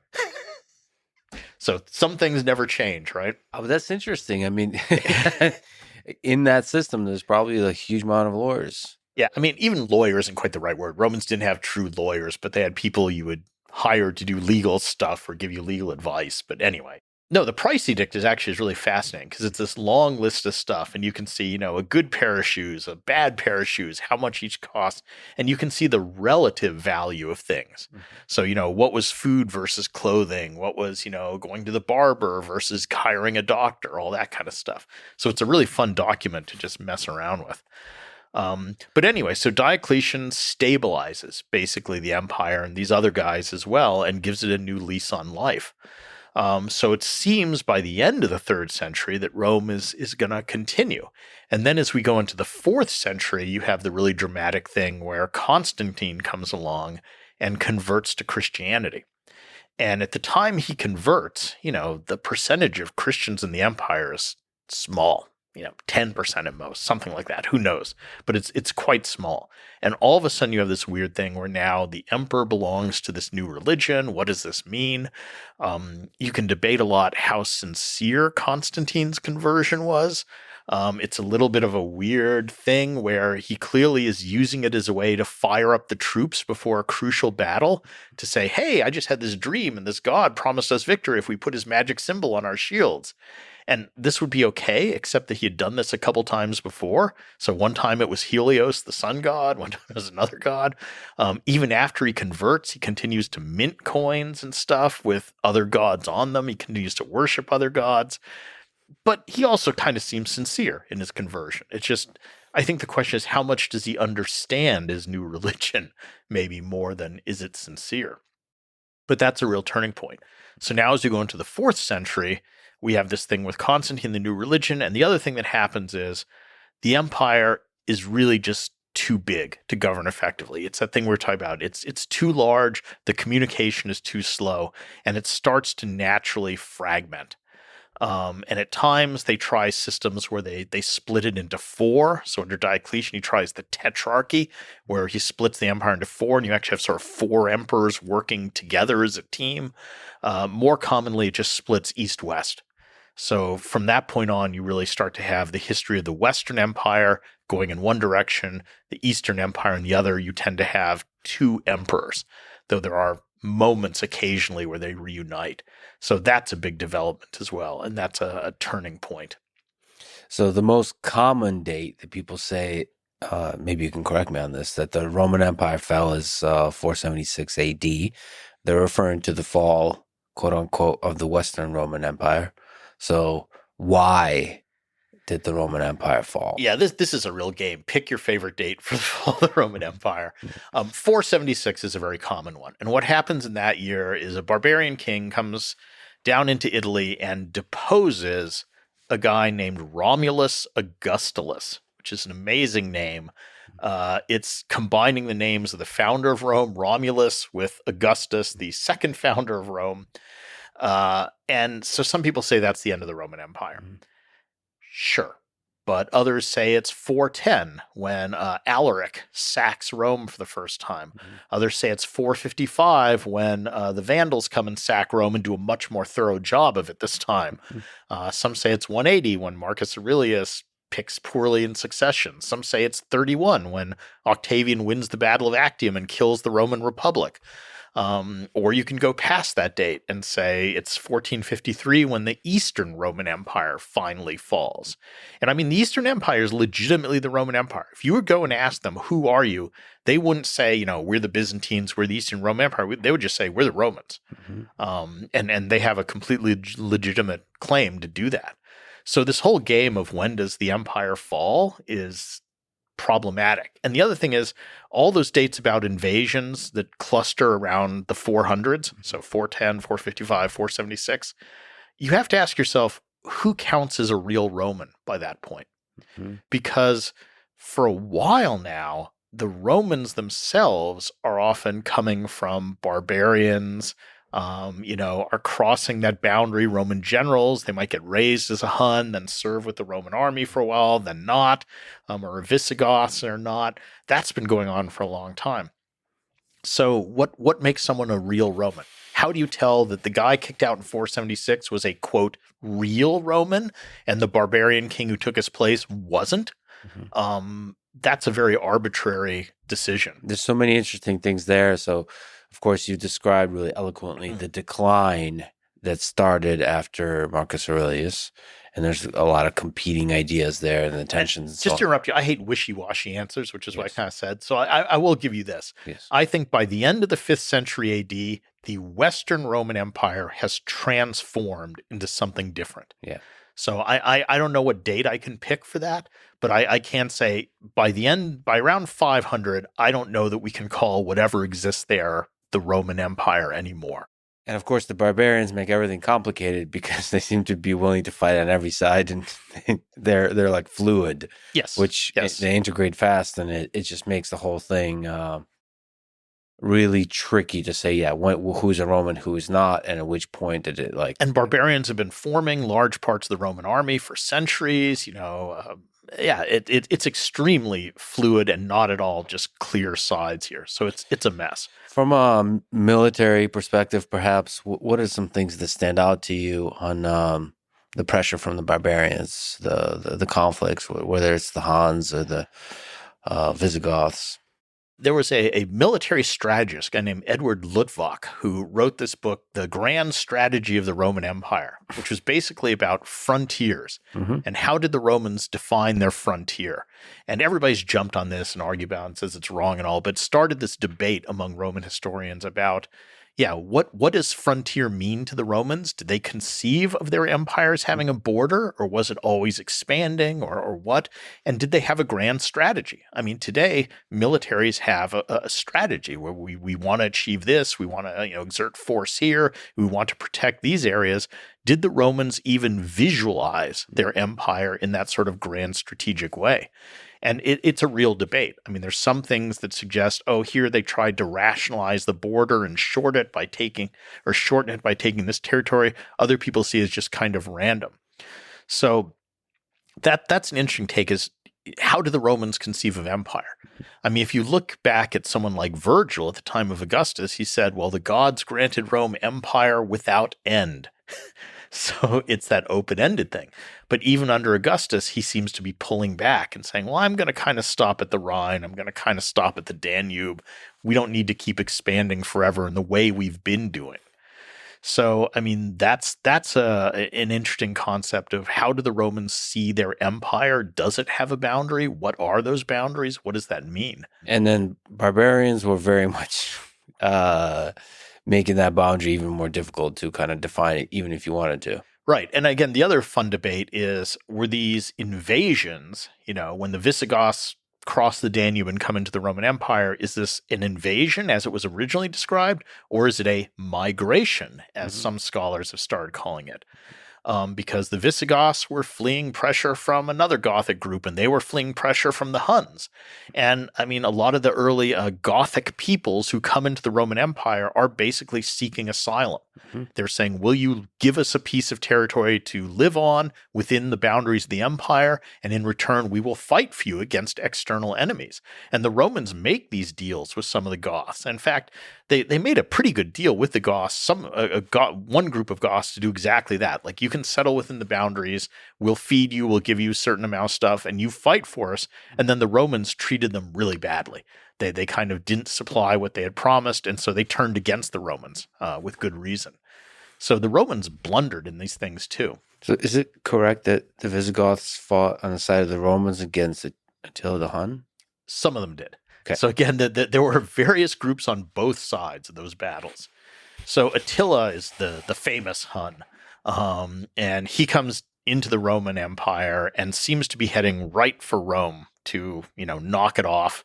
And everybody is so scared of the Huns that this weird coalition comes together of the Romans plus various barbarian groups against Attila in league with some other barbarian groups, and they fight a huge battle, and it's more or less a stalemate. So Attila gets stopped, and he says, all right, we're going to just rest up for a year. Next year, we'll go finish off the Romans.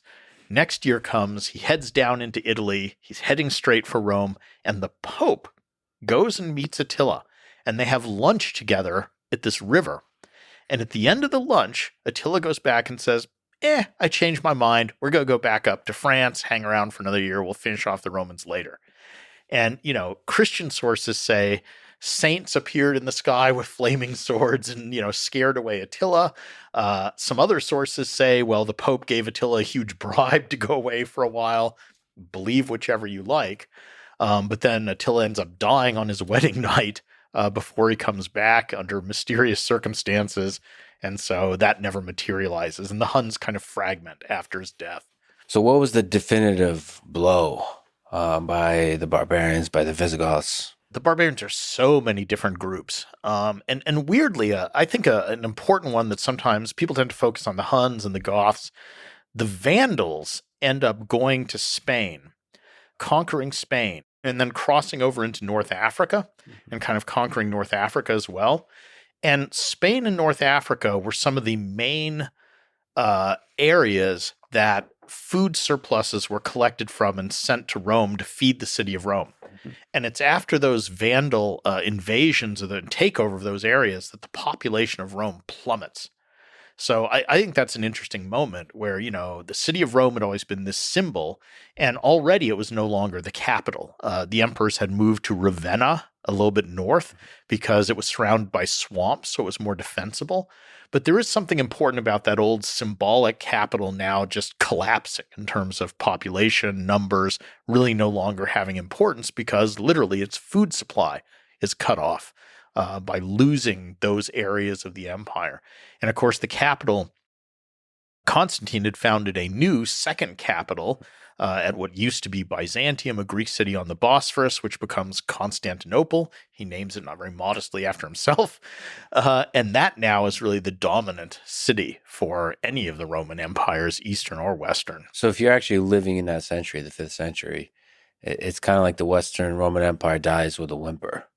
It's not like a bunch of strikes. There's a lot of moments you can pick. There's an earlier one in the 300s when the Roman Empire, the Romans lose a big battle to, some barbarians that symbolically is important. But yeah, I don't think there's one clear-cut moment. And again, I don't know that it is the barbarians that cause, quote, the fall of the Roman Empire. I mean, this is the other game, as people like to say, when did the Roman Empire fall? Mm-hmm. The other big question is why? Why did the Roman Empire fall? If you define it as falling. And I mean, barbarian invasions was the traditional answer. So there's a French historian who famously said, the Roman Empire didn't fall, it was murdered. It was killed by barbarians. But I mean, there's other explanations. Some people say it was Christianity. Some say it was climate.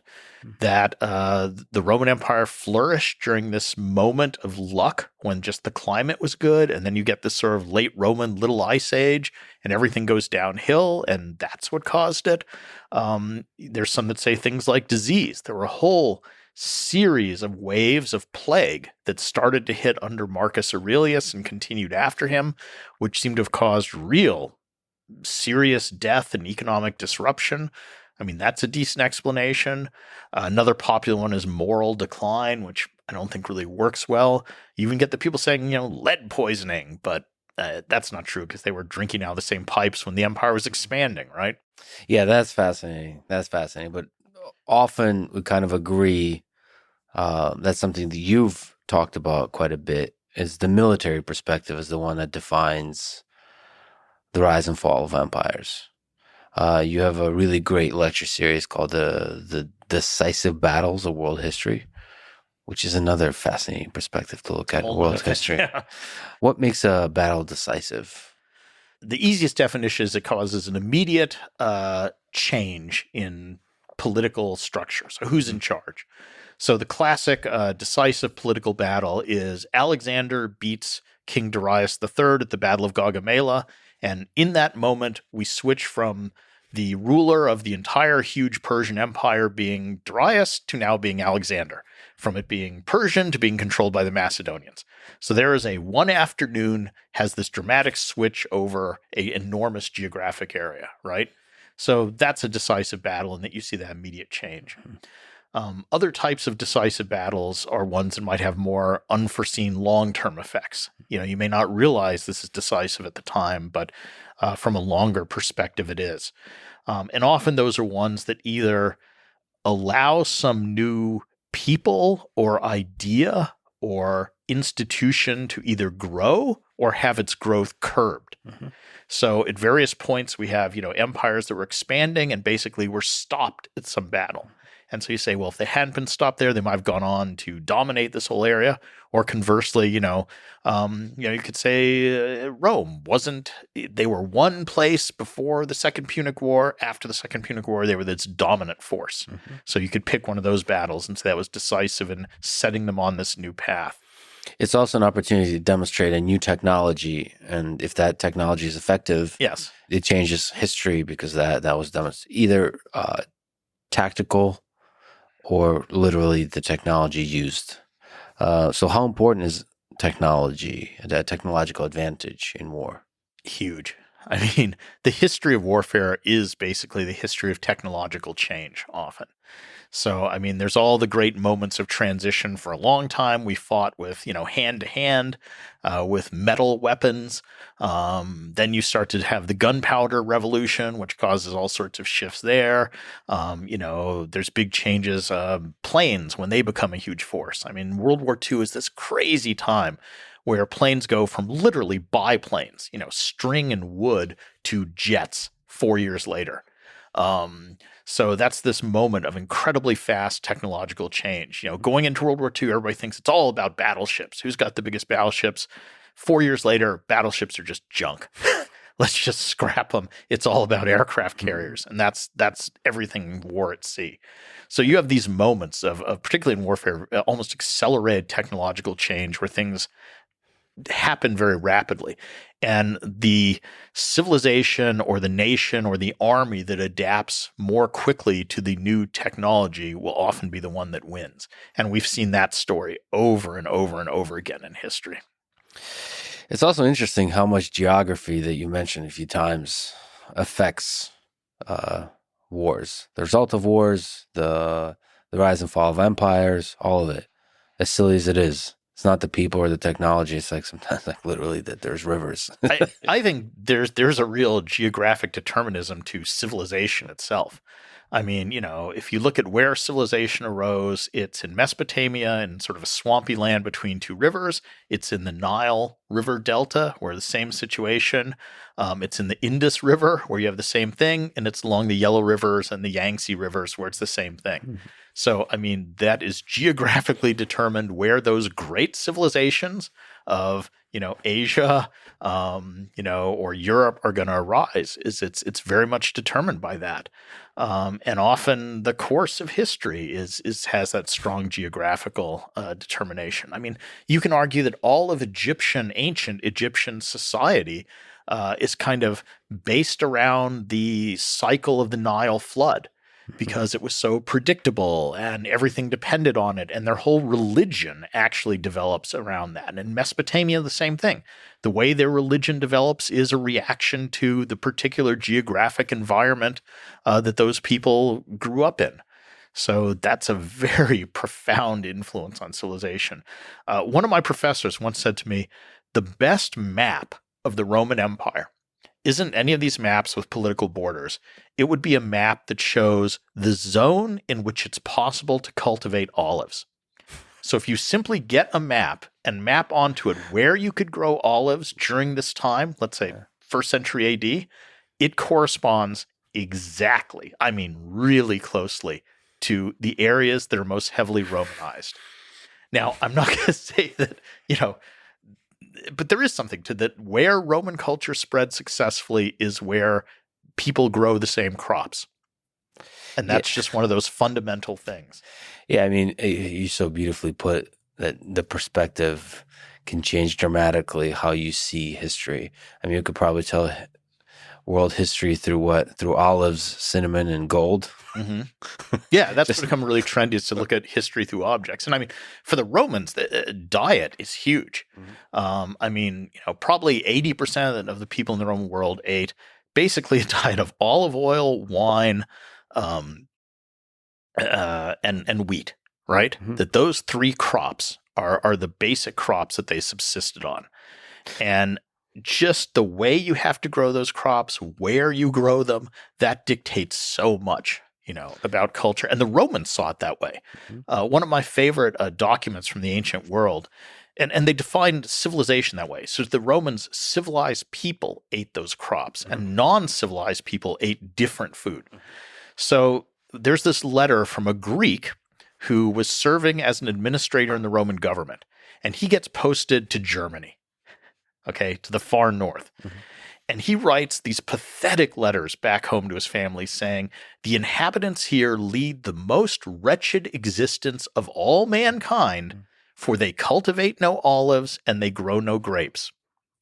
So to him, that was hell. Yeah. Being posted to an area where they eat these terrible foreign foods. And of course, the cliche for the Romans of what barbarians eat is red meat. They're herders, so they're not farmers, but they follow herds of cow around, which is a totally different lifestyle. They eat dairy products, and they drink beer. And I tell my students sometimes that, if you were to stick a Roman in a time machine and send him to where we live, which I teach in Wisconsin, Green Bay, Wisconsin, that Roman would step out, look around, see all the beer, the brats, and the cheese, and say, I know who you guys are. Yeah. You're barbarians. Barbarians. That's another way to draw the boundary between olive oil, wine, wheat, and meat, dairy, and beer. But it's more fundamental because it's different forms of life. Yeah. Because if you're a farmer, you grow certain crops. And if you're a farmer, you tend to stay in one place. You tend to build cities. If you're following herds of cows around, you don't build cities. You have a totally different lifestyle. So it's diet, but it's more fundamental underlying things about your entire culture. And many of the barbarians were nomadic tribes. Some of them were, yeah, definitely. Fascinating. I mean, this is just yet another fascinating way to dietary determinism, geographic determinism. Yeah, these things are big. On the topic of war, it may be a ridiculous span of time and scale, but how do you think the world wars of the 20th century compare to the wars that we've been talking about of the Roman Empire, of Greece, and so on? I mean, what's interesting about some of the Roman civil wars, particularly, is that they are world wars at the time. So let's take the war after the assassination of Julius Caesar. We've talked about that one a lot. That was fought, there were battles there fought in Spain, in North Africa, in Greece, in Egypt, in Italy. I mean, truly across the entire breadth of the Mediterranean, involving at least 7 or 8 different factions of Romans. And that was the world to them. I mean, that's very similar in a way to our modern world wars, where this was a global conflict, at least as they envisioned the world they knew of. And if we sort of, I don't know, somehow factor for, transportation time, I mean, I think you can argue that that was a bigger war than World War II. I mean, in World War II, if you hopped on a plane, you could get from the US to China in, I don't know, a week or something, right? In little hops. I mean, in the ancient world, if you wanted to go from Spain to Egypt, it would take you a month. Mm-hmm. So they were fighting across a larger space-time zone in terms of their technology to move than World War II took place across. So in some sense, World War II was quite smaller. Contained. Yeah. I mean, if we adjust for that sort of factor, so that was a global war, and I think that would be very familiar. How do you think the atomic bomb, nuclear weapons change war? Yeah, I mean, now we can destroy the world and truly kind of destroy civilizations wholesale. And that does seem to be a new thing. I mean, no matter what the Romans did, they didn't have that choice, that ability to think, I can do something that will end, life as we know it, at least on the planet. And that's a very different perspective. And it's, I think, weird and interesting moment right now. I mean, I'm getting way beyond ancient history here, but, for a long time, we had this sort of stasis with the nuclear standoff, with mutually assured destruction between the U.S. sort of block of nations and the Soviet ones. And it worked. And now we're entering this kind of time when a lot more countries are going to start becoming nuclear capable. We might have a resurgence of just building new weapons platforms, with China seems very eager to expand their nuclear arsenal in all sorts of ways. So it's a unnerving time, let's say, right now. And it's a terrifying experiment to find out if nuclear weapons, when a lot of nations have nuclear weapons, is that going to enforce civility and peace? Yeah. Or is it actually going to be destabilizing and ultimately civilization destroying? Right. I mean, it was weirdly stable when it was a bipolar world where you had just sort of those two blocks. Now with a multipolar world with access to these weapons, I don't know. I mean, we're kind of jumping out of the ancient world, but I'll tell you one thing that's always fascinated me in this sort of comparison of ancient and modern is how people don't learn the lessons of the past in military history. And the very specific example that in my lifetime I've seen play out twice is just certain places people make the same mistakes over and over again. So a nice example is Afghanistan, or roughly that sort of northern Pakistan / into what is Afghanistan. I mean, that is a geographic region that over and over again, the best, most sophisticated armies in the world have invaded and have met horrible failure. And that goes all the way back to, Alexander the Great tried to conquer that area. The Mongols tried to do it. The Huns tried to do it. The Mughals tried to do it. Victorian Britain tried to do it. The Russians tried to do it. The Americans tried to do it. And they made the very same mistakes over and over and over again. And the two mistakes are not understanding the terrain, that it's a rocky, mountainous area that people can always hide in caves, and it's not understanding the fundamentally tribal nature of that area, that's where the real allegiance is in these tribes. It's not in a centralized government. And that's the same error Alexander made, as, the British made in the 19th century, as the Russians, as the Americans. And it's so depressing as a historian who studies history to see these things being repeated over and over again, and exactly what's going to happen. For leaders not to be learning lessons of history, you co-wrote a book precisely on this topic, The Long Shadow of Antiquity. What have the Greeks and Romans done for us? What are some key elements of antiquity that are reflected in the modern world? Yeah, it's a book that my wife and I wrote together, and it is trying to make people understand how deeply rooted our current actions in almost every way, even things that we think are just in truly unique parts of our culture, or things that we think are just innate to human nature, are actually rooted in the past. So there's another power of the past thing. And this is just a long, specific list of examples, really. So, I mean, we go through government and education and intellectual stuff and art and architecture and, a lot of things we've been talking about today. Language, culture, medicine, but even things like, habits, the way we celebrate things, the way we get married. Our married rituals have all sorts of things in common with Roman weddings. The calendar. The words. We're using Julius Caesar's calendar. I mean, Pope Gregory did one tiny little twist, but Caesar's the one who basically came up with our current calendar with 365 days, 12 months, leap years, all that. So we're living in law. There's just no way to escape the power of the past. And what I believe very ardently is that you can't make good decisions in the present, and you can't make good decisions about the future without understanding the past.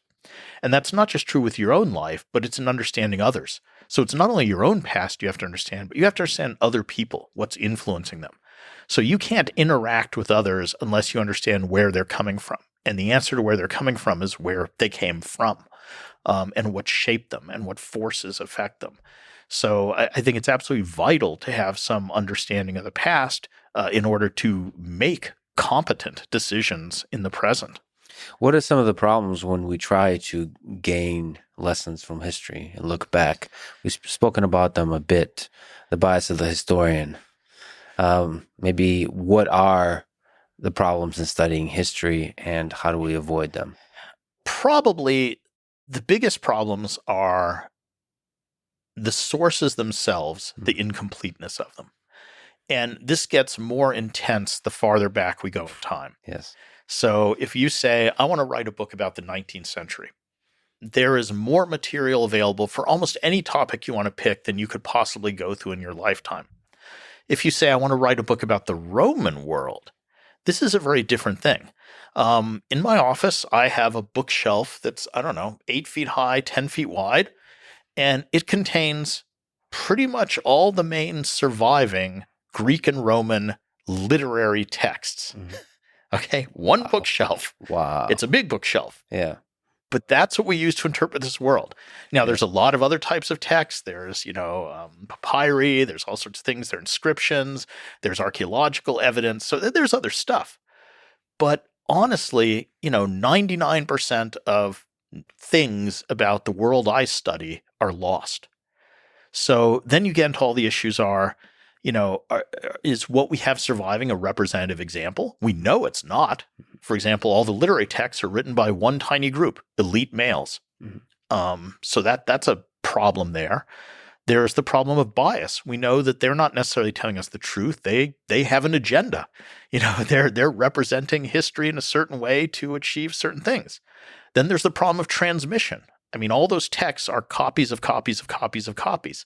And everybody knows that game where, you whisper a sentence to someone and then go around the room. Are you going to get that same sentence back? Well, every ancient text we have has gone through that process. So this is a real problem. And that's just with the sources, right? And this is the historic era. When you move back just a little earlier to the prehistoric era or to civilizations that don't have written sources surviving, and some of these are ancient Mediterranean ones, I mean, anything goes. One of the jokes is that museums, archaeological museums, are full of objects which are labeled cult object. It's some religious object. And I think the honest label that should be on that thing is, we have no idea what the hell this is, but I want to believe it's something important, so I'm going to say it's a religious object. But in reality, it's an ancient toilet paper roll holder or something. Yeah. And it's a huge problem when you try to interpret a civilization without written texts. And my favorite little story that kind of illustrates this is in the 19th century, this German who had gone to school in England, okay, one of the best educated guys of his time, goes to North Africa and is poking around in the desert. And he finds this site with these huge stone monoliths, 10 feet tall in pairs. Mm-hmm. And there's a lintel stone across the top. So sort of like big, two posts with a stone across the top. And there's a big stone in front of them too. And so he looks at this stuff and he says, well, what does this remind me of? It reminds me of Stonehenge. right? And there's even a site where there's multiple of these kind of in a square. So he goes back and talks about this, and an Englishman goes and studies them, and he finds a ton of these sites, and he finds some of them where there's 17 of these pairs. And so he goes back and he writes a whole book about how clearly the Celtic peoples who once lived in Britain came originally from North Africa, because he's found this site, and he reconstructs the religion where obviously they practice religious rituals here, and they had rites of passage. They squeeze between the things, and the altar stones have this basin, so they had blood sacrifice and all this. And it seemed reasonable. And then, you ask some locals, well, what's that stuff out in the desert there? And they mean, oh, the old Roman olive oil factory? And those are the remains of an olive press. And we're back to olives. I keep dwelling on olives. Olives don't grow in England or Germany. Yeah. So this is cultural bias. Yeah. If all you have is physical evidence, you're going to interpret that evidence through your own cultural biases. So if you're an Englishman and you see big stone uprights like this, you're going to think Stonehenge. If you're from the Mediterranean, you're going to think olive press. So that's a salutary example, I think, of the dangers of interpreting physical evidence when you don't have written evidence to go along with it. And, think today, like if our civilization were to blow up in a nuclear war and archaeologists were to dig this up, how might they misinterpret things? I mean, if they were to, dig up a college dorm, like where I work, and that's what you had for this civilization, you'd probably go in the dorm rooms, you'd find all these little rooms, and maybe in every room you'd find this mysterious plastic disc. And so everybody has these, so it must be a cult object, and it's round, so obviously they're sun worshippers. And if you can decipher the inscription, you'll see that obviously they all worship the great sun god Whammo. Yeah. It's like, what do you find in every dorm room? A Frisbee. Yeah. So that's the level of interpretation you have to be aware of. And there's examples where we've done exactly this. So we'll have to have intellectual humility when we look back into the past. But hopefully, if you have that without coming up with really strong narratives, if you look at a large variety of evidence, you can start to construct a picture that somewhat rhymes with the truth. Yes. I mean, as a professional historian, that's what you do. You attempt to reconstruct an image of the past that is faithful to the evidence you have as filtered through what you can perceive of both the biases and the problems of the source material and your own biases. And it's a interpretation. It's a reconstruction. But it's a lot like science, where you're in a process of constantly reevaluating it and saying, okay, here's some new evidence. How do I work this into the picture? How do I now adjust it? And that's what's fun. I mean, it's a mystery. It's you're being a detective and trying to reconstruct and to understand a society. And it's even more fun where you have to try to empathize. Empathy is a great human thing, to empathize with people who are not yourself. And we should do this all the time with just the people we encounter, but this is what we're doing with ancient civilizations. And as I talked about earlier, sometimes you'll feel great sympathy there. Sometimes you'll feel incomprehension. But by being aware of both of those, you can maybe begin to get some grasp, however tentative, on the truth as you might perceive it. To ask a ridiculous question, when our time, you and I, we together, become ancient history, when historians, let's say 2,000, 3,000, 4,000 years from now, look back at our time and like you try to look at the details and reconstruct from that the big picture of what was going on, what do you think they'll say? I would guess it'll be something that's actually more of a commentary on whatever's going on at that point than on the reality of us, because that's what we tend to do. Yeah. I'll tell you what I'd like to have them say is to say, in this civilization, I can detect progress, that they have advanced in some way, whether kind of in moral terms or in self-awareness, or have learned from what's come before. I mean, that's all you can try and do, is do a little bit better than whatever came before you, to look back at what happened and try to do something. Livy, I mean, one of the great Roman historians, the beginning of his work, A History of Rome, which is this massive thing, he says, the utility and the purpose of history is this: it provides you an infinite variety of experiences and models, noble things to imitate and shameful things to avoid. And I think he's right. And they would perhaps be better at highlighting which shameful things we started avoiding and which noble things we started imitating. With a perspective of history, they'll be able to identify, or maybe with the bias of the historians of the time. Well, in that grand perspective, what gives you hope about our future as a humanity, as a civilization? We have curiosity. I think curiosity is a great thing, that you want to learn something new. I think the human impulse to want to learn new stuff is one of our best characteristics. And at least up to this point, what makes us special is the ability to store up an accumulation of knowledge and to pass that knowledge on to the next generation. I mean, that's really all we are. We're the accumulation of the knowledge of infinite generations that have come before us. And everything we do is based on that. Otherwise, we'd all just be starting, at ground zero, kind of just from the beginning. So our ability to store up knowledge and pass it on, I think, is our special power as human beings. And I think our curiosity is what keeps us going forward.